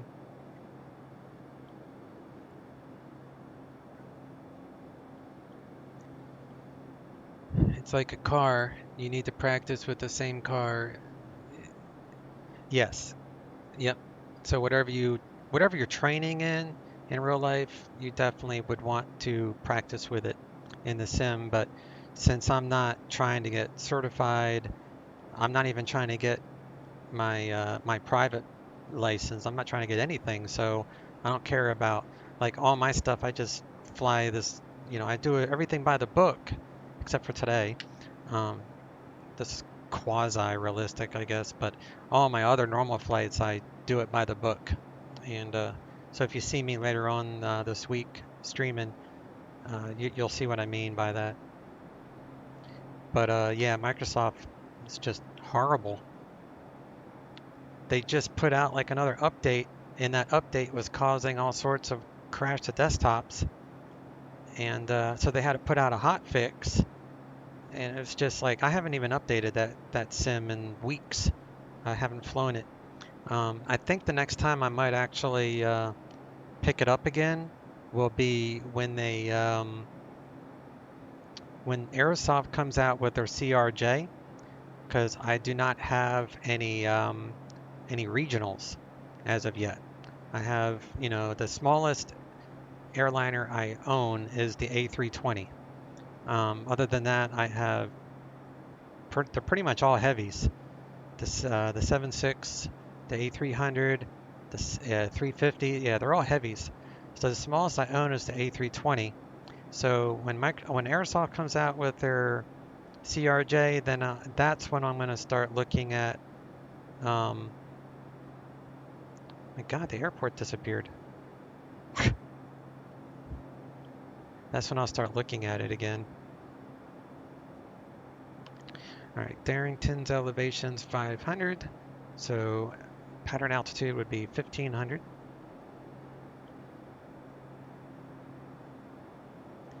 And we're going to want runway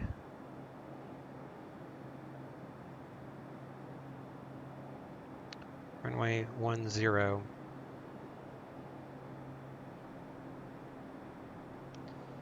Darrington traffic, Kodiak 139 from the north, be entering for left downwind, runway 10, Darrington traffic. All right, so we're doing our VFR callouts. We're going to go down to pattern altitude.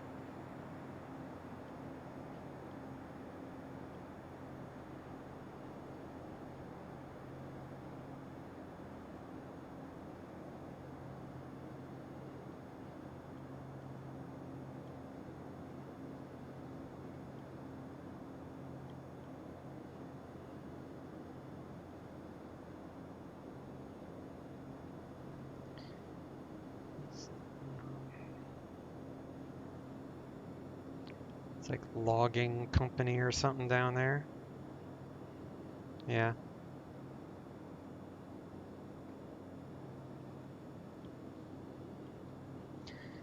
Now, Microsoft Flight Simulator cannot be beat when it comes to their visuals. I mean, it's incredible visually, but as for sim and systems, my dog needs to go outside. Hang on a second. Let me let him out. I'm going to pause, which you shouldn't do. Be right back.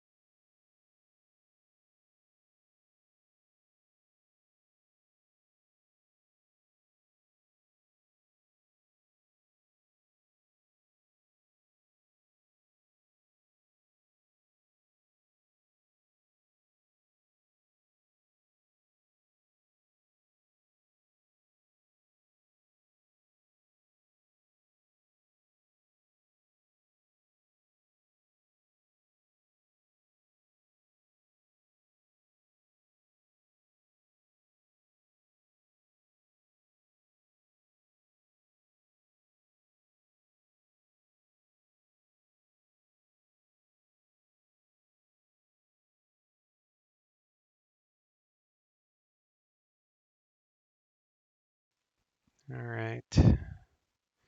So yeah, you don't normally want to pause when you're online, but like I said, this is quasi-realistic today. All right, 120 knots, props full, and we got our landing lights on. I'm gonna do that. Darrington traffic, Kodiak 139, turning left base, runway 10, Darrington traffic. All right, so we're gonna continue our base turn here.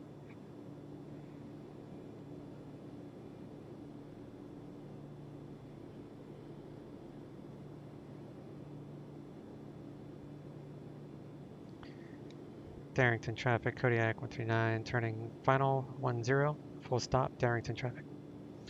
I'm gonna do full stop because I'm gonna have to let my little buddy back in. 90 knots, flaps full.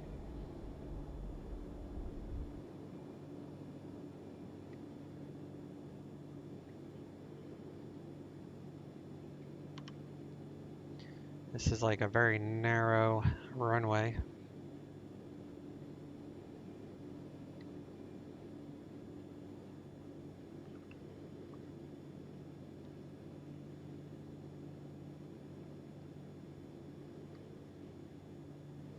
I guess the airport didn't disappear. Maybe my the little airplane model was over top of it. Seems to be back now. There's a runway 10 identified.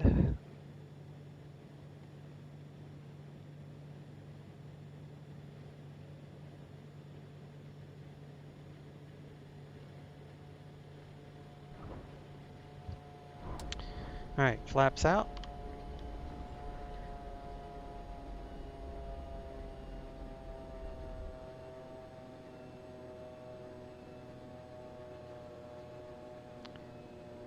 We'll come down here and I'll turn around. I have to go grab my dog again, let him back in.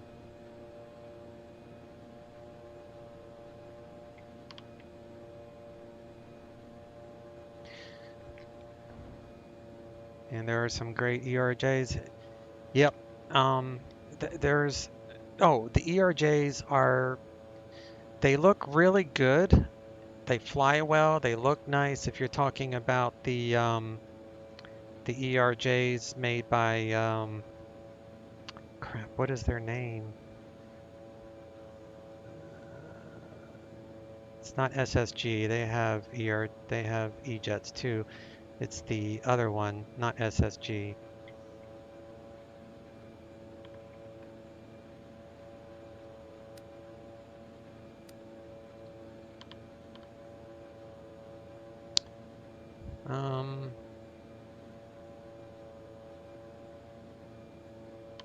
Do you know the company I'm trying to think of?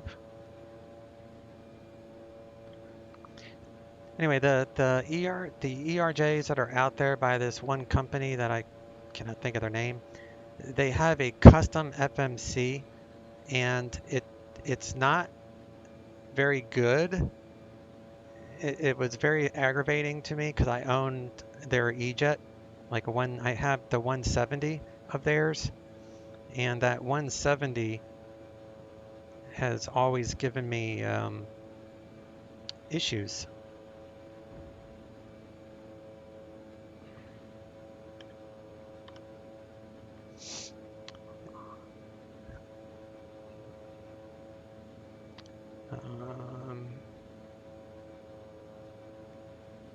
All right, let me just taxi back down to the other end. So this is Darrington. Actually, let me, in case y'all haven't seen this airport.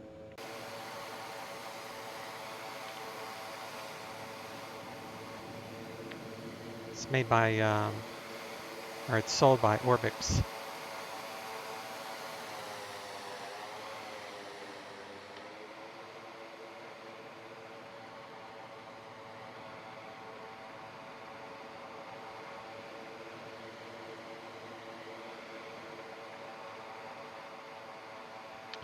So I'm gonna taxi to the end of the runway.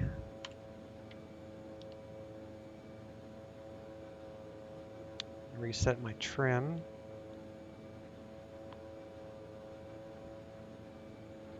Then right before I take off, I'll let my my little dog back in, and then we'll head to our final destination. Actually, we're gonna do a landing at a farm. I think it's called Gabriel's Farm, and then we'll land at Arlington and call it a day.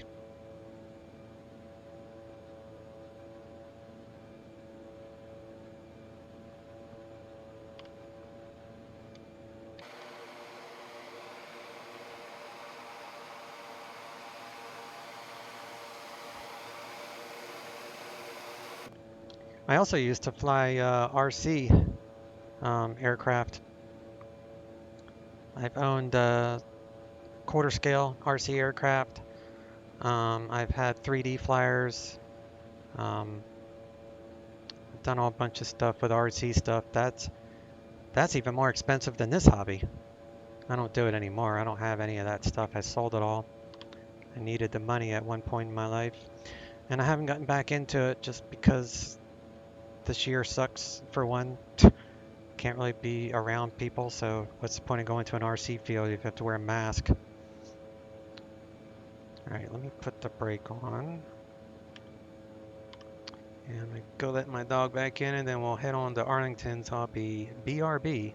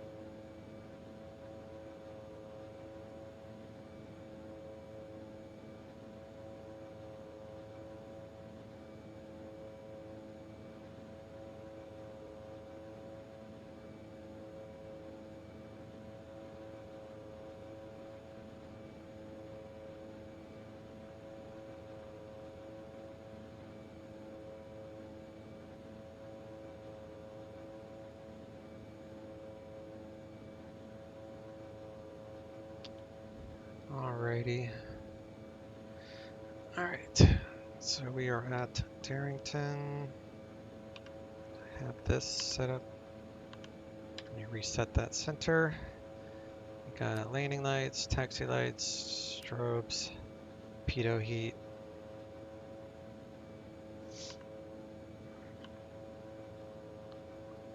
Darrington traffic, Kodiak 139 taking off.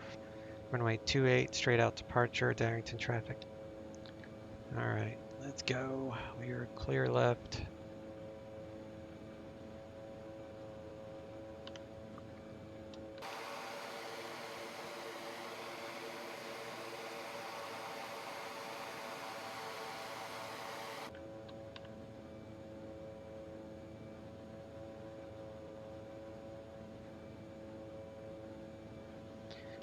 All right, so we got flaps are up, trim is set, lights are on.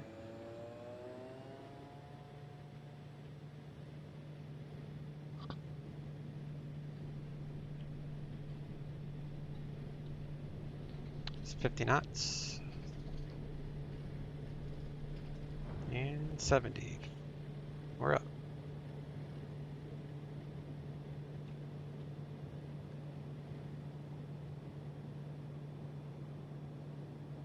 Heading to Gabriel's farm. And Noel had the farm with the fence on the landing. Yes, that's exactly the one that you were remembering. You're remembering correctly.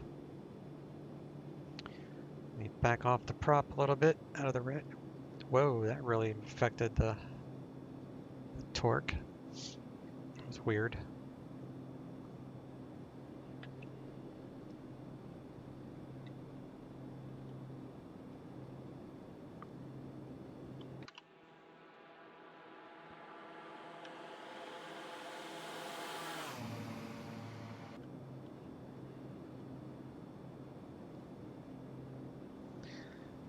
Let me put this on heading mode and vertical speed. Do that. Heading autopilot on.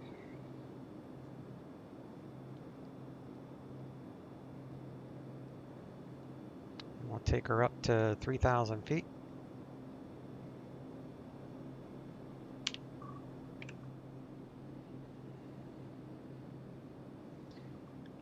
Gabriel's farm, which is right around here.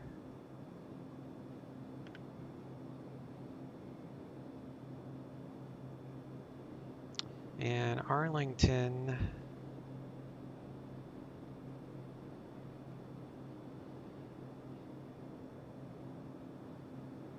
elevation 141.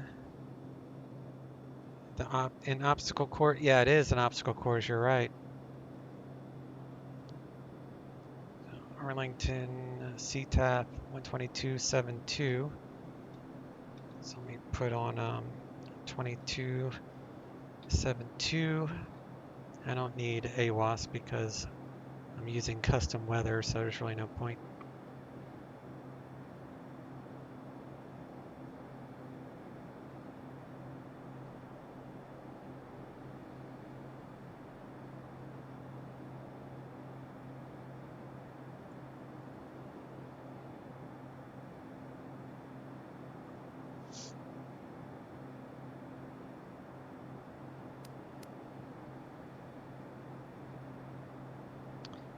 I've been leaving the bypass on just because we're flying at low altitudes.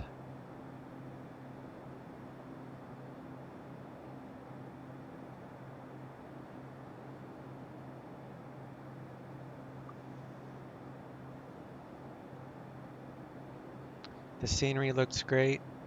Atomic, yeah. Yes, sir. Yeah, this is great. Well, this is Orbix True Earth, Washington. I have the HD version of Orbix Ortho installed, so that certainly helps.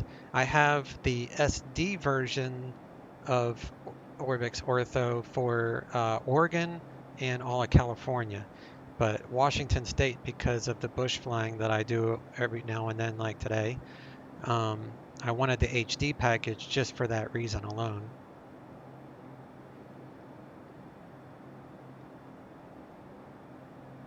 But yeah, it looks great.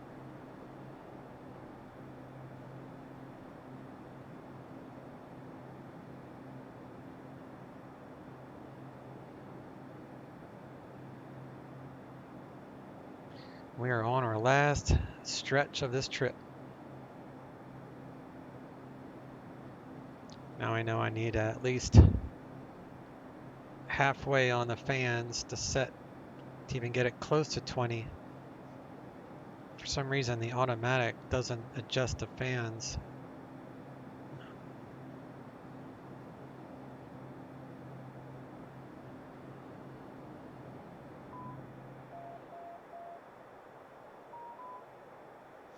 Should probably fix this one to 92. There we go.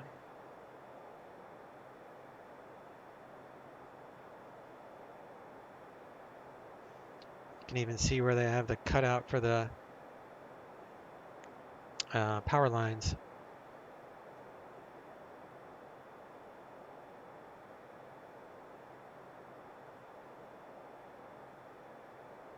Should be still squawking VFR, which I am. Yep.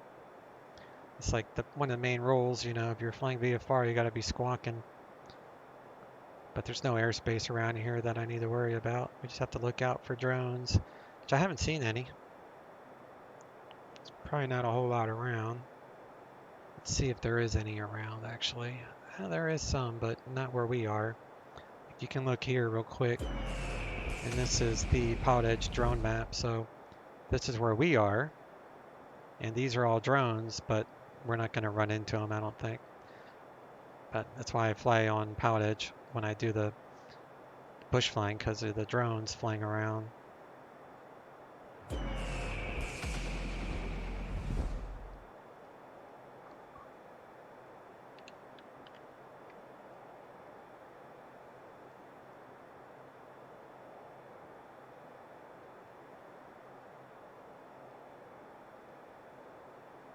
Alright, now I just have to find Gabriel's farm,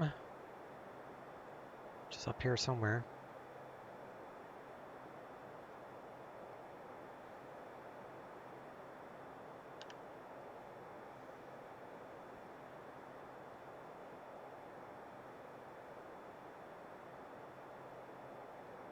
It's by the river.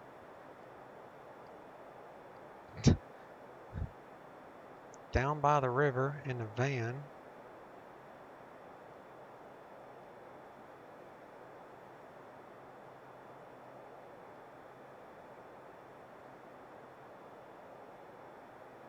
Where, oh where shall it be? I think it's right ahead of me.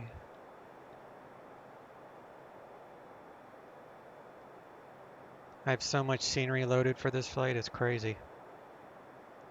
I load only scenery I need for the flight that I want to do.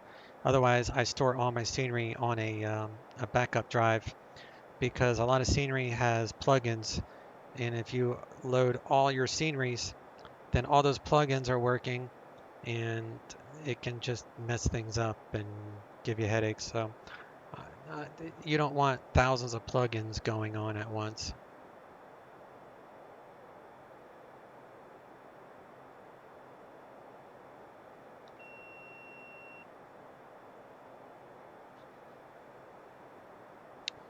All right, it's around here.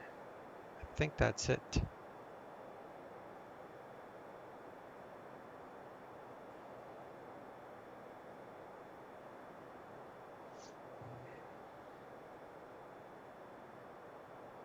All right, no, it's up there. So it's up there. Okay. Yeah, because there's Arlington. That's Gabriel's farm. So I'm going to come in. I'm going to do a downwind here, and then we'll come back and we'll land here. It's Gabriel's farm, and then we'll land at Arlington, which is right here.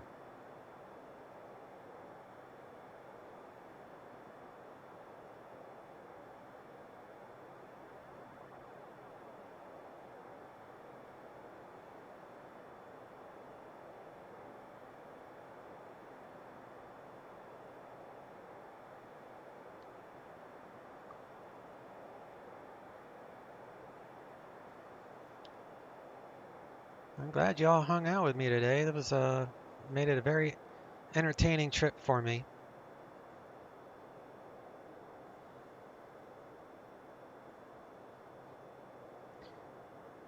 All right.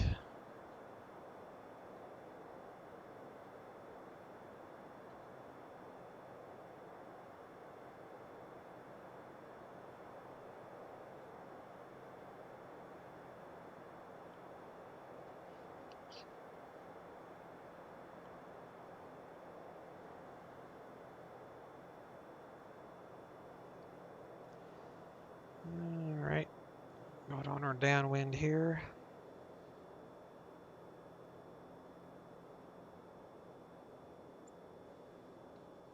120 knots. We go props full, flaps 1 or 10 degrees. We'll turn our base. We'll do an extended downwind here to look at this little town first.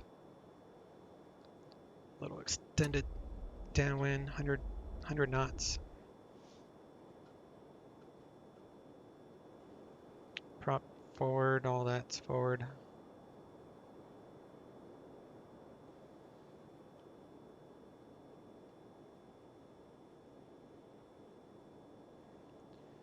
Make our turn. So this actually comes with the Arlington scenery, this town. This is not Orbix, this is Arlington. All right, so I need to hug the right side of this river. 90 knots, flaps full.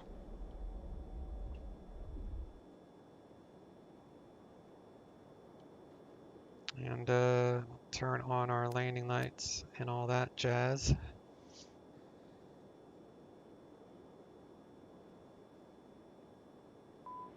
Turn off the noise canceling so I can hear my engine.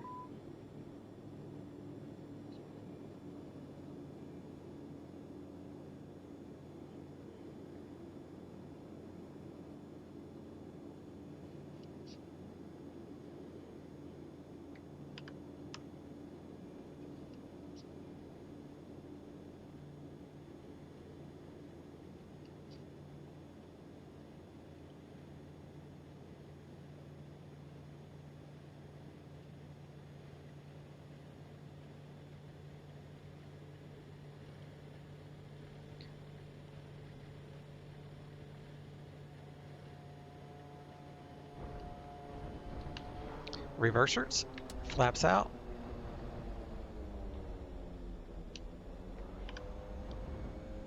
All right, nice landing.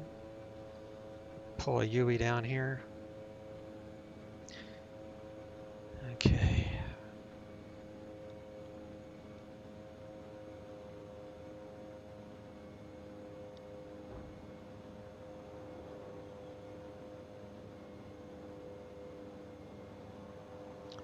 I'm just going to taxi down to the other end so you guys can see the scenery.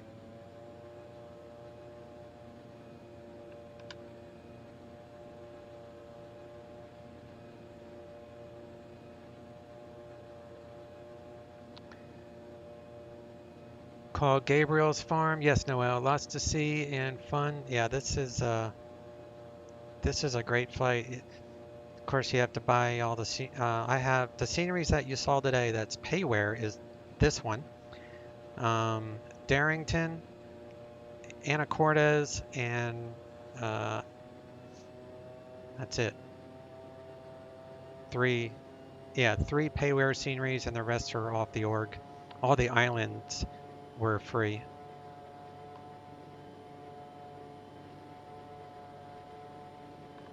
I got a little tractor cruising along here. Airfoil Labs, man, they know how to make some stuff. They're just horrible when it comes to customer service. Like, they're non-existent in the forums and Facebook. Like, they don't post any updates or anything. That's the only bad thing about Airfoil Labs. Which is, like, they'd have to really have something super nice for me to buy, because you never know when they're going to update or anything. People walking around and stuff.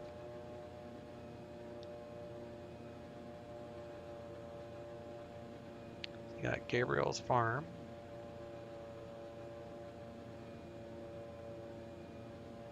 custom vehicles.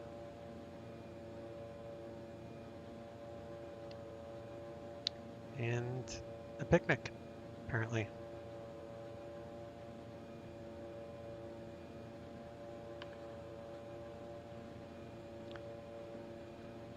And so we'll do a U-turn and then we'll land at Arlington.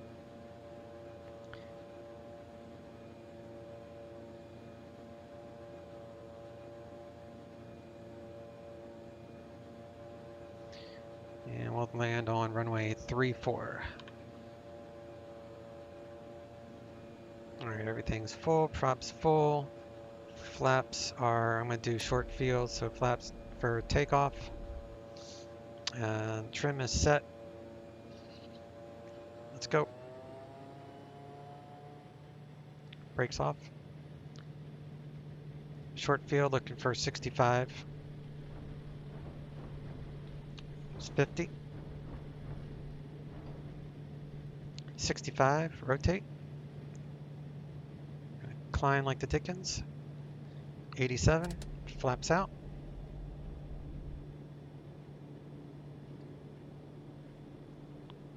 Take out the prop a little bit.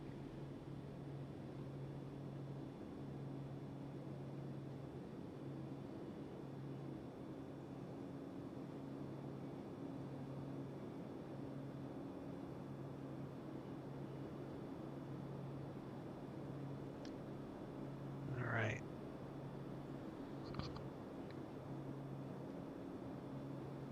So Arlington's elevation is 160, actually 140, 150, so 150, so about 1200 for pattern. Arlington traffic, Kodiak 139, entering left downwind, runway 34, Arlington traffic.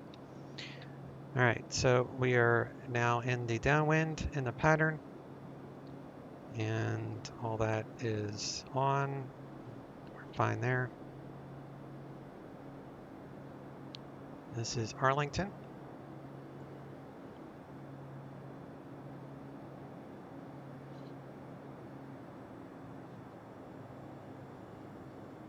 Just follow the road.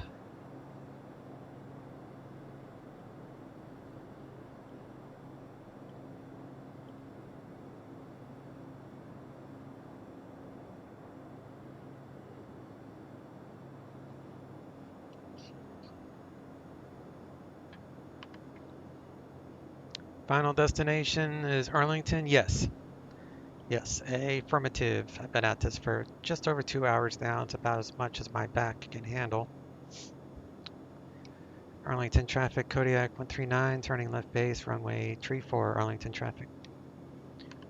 All right, so do flaps takeoff. We'll go to 110 knots, and we'll go flaps half.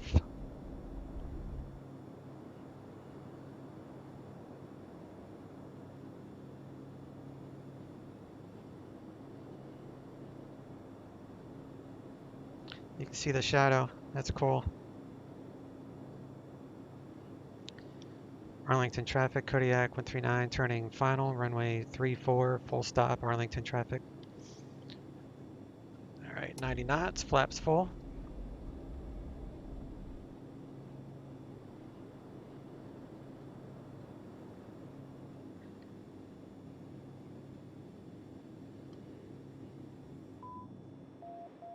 Now that made it quiet, huh?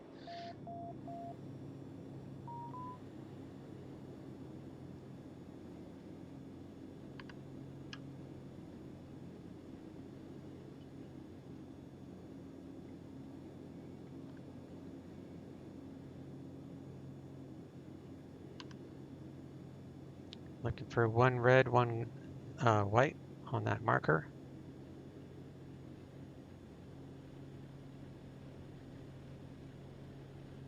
Eventually. There you go. One red, one white. No, two red, too low. There you go.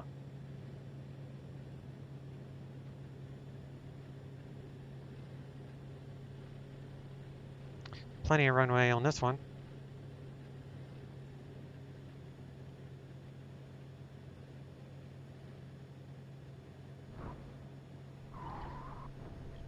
Flaps out. Exit up here at Alpha 3.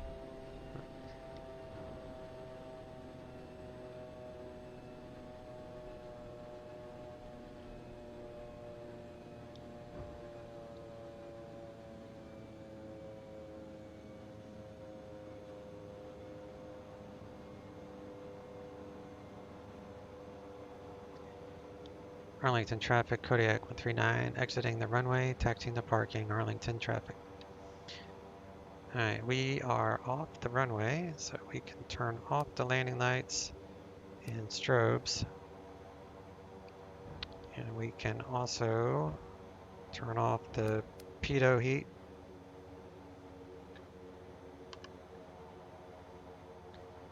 Sweet departed there half an hour ago for the Alphabet Challenge. Oh, nice. Do you own this Airfoil Labs custom airport too? Or did you just depart this airport in general? Because it's definitely worth it, even though the developers don't ever talk to anyone, but it's super nice scenery.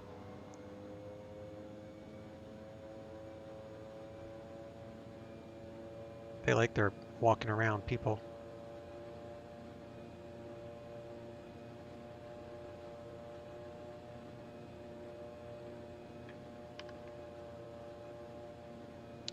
I did NFS 2020. Oh, okay. It's not as good as Airfoil Labs.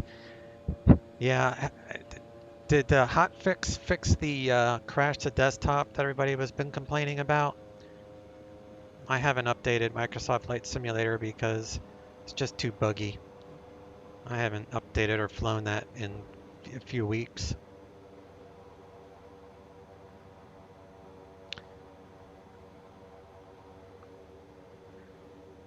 So I'll just give you guys a tour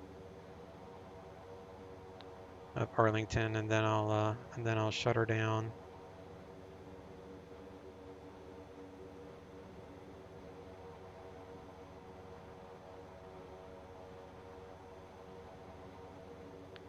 Welcome to Arlington.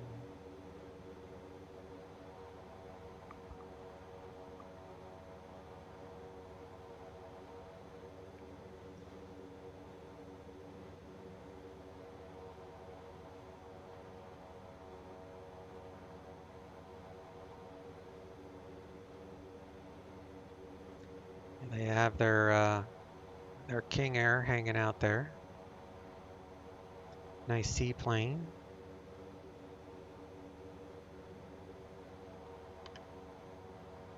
Didn't have any issues with it before the hotfix, honestly. I've been using XP11 more than FS 2020. Yeah, I mean, because now, like, X-Plane is just super smooth and everything works well. It's got Vulkan, you know, it's just an outstanding sim. Microsoft has definitely got potential.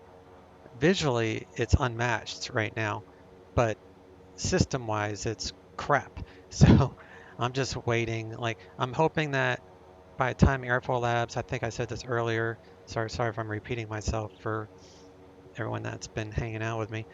But once Airsoft releases their CRJ, that's when I'm probably going to start really flying the new sim more and more. Right now, if I do it at all, it's just for a quick flight, you know, in like Africa to chase down some elephants or something, you know. It's kind of fun to look around, but system-wise, it's too buggy for me. And I read all the horror stories and such, so.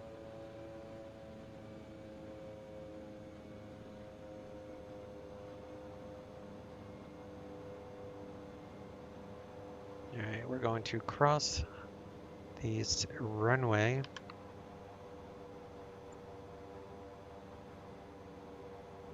Okay.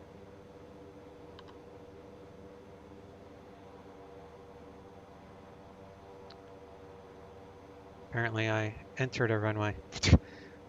That's alright, there's no one here.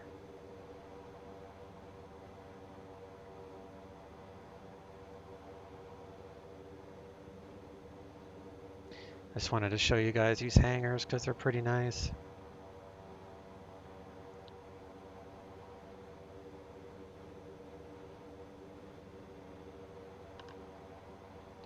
FS20 is only good for VFR flights as of now. Yeah, that's basically what I was just thinking myself. Yeah, I only use it for sightseeing.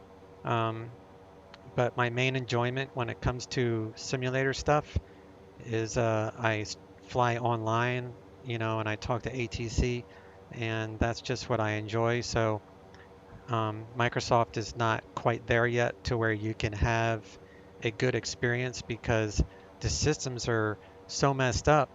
Even the avionic displays will go black on you, and you can't be doing that, especially when you're flying on a network such as PilotEdge, which is a payware subscription-based ATC network.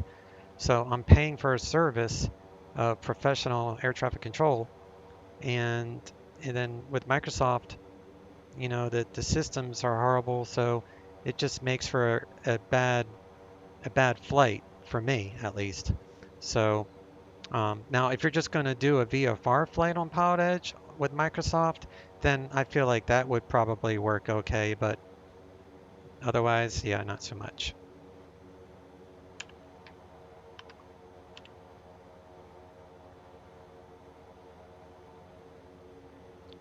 Turn those off.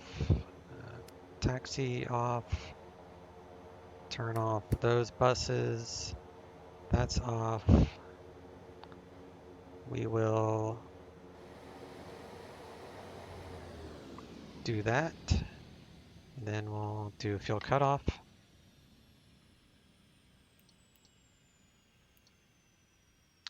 Turn off the main.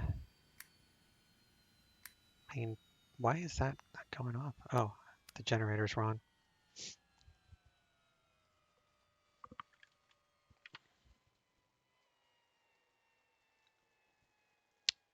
General tie downs and covers.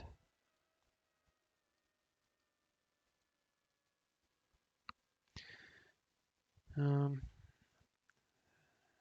yeah, let me complete the flight on this thing.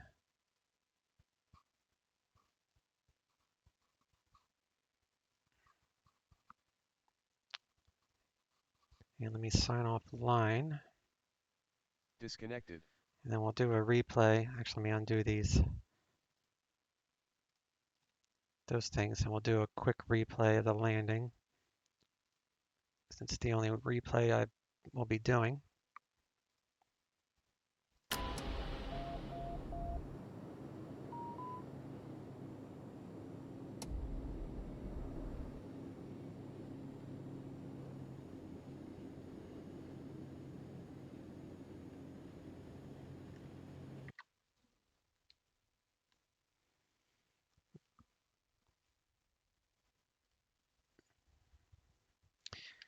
So yeah, I'll be streaming again randomly during a week like I normally do. My scheduled streams that I stick to for the most part is on my channel description. So Mondays and Thursdays at 2 p.m. Eastern Standard Time are the days that I usually stream, and during those days you're guaranteed that I'll be, except for today, it's a little odd, a little different day, but I'll be flying, online, airliners and GA stuff, and I do FS Economy as well.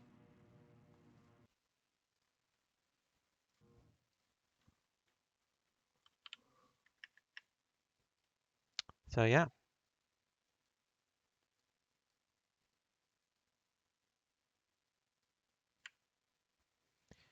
Great flight, guys. Appreciate you hanging out with me. Welcome to the new followers and all. And y'all have a great rest of your afternoon, and I'll catch you next stream. Y'all take care. Chase out. Left end route 3035. 35 hours. Sky 382, I'm going to change you to another frequency to test it. If you don't hear from me, switch back to this frequency. You okay with that? Yeah, go ahead. Sky 382, change my frequency 124.905. American 896 Denver approach, low, plan of visual approach, runway 16 right, the Denver altimeter is 3035, confirming it's Tango. Tango, 896. Plus 2620, contact Denver approach now on 123.85. 2385, Southwest 2620, you take care. United 604, 24,000, descending via the T-bar, information Tango. United 604, Denver approach, low, plan of visual approach, runway 16 right, maintain 280 knots or greater till advised. 280 or better, United 604. Zulu, do you want that or you want vector to the visual? It's going to have to, it'll be about the same flight time either way. No, we've got a program for the RNAV to 16 right, so that's fine. So the 2620 cleared RNAV, Zulu runway 16 right approach, speed is at your discretion. For the RNAV, Zulu 16 right, speed our discretion, so it's 2620.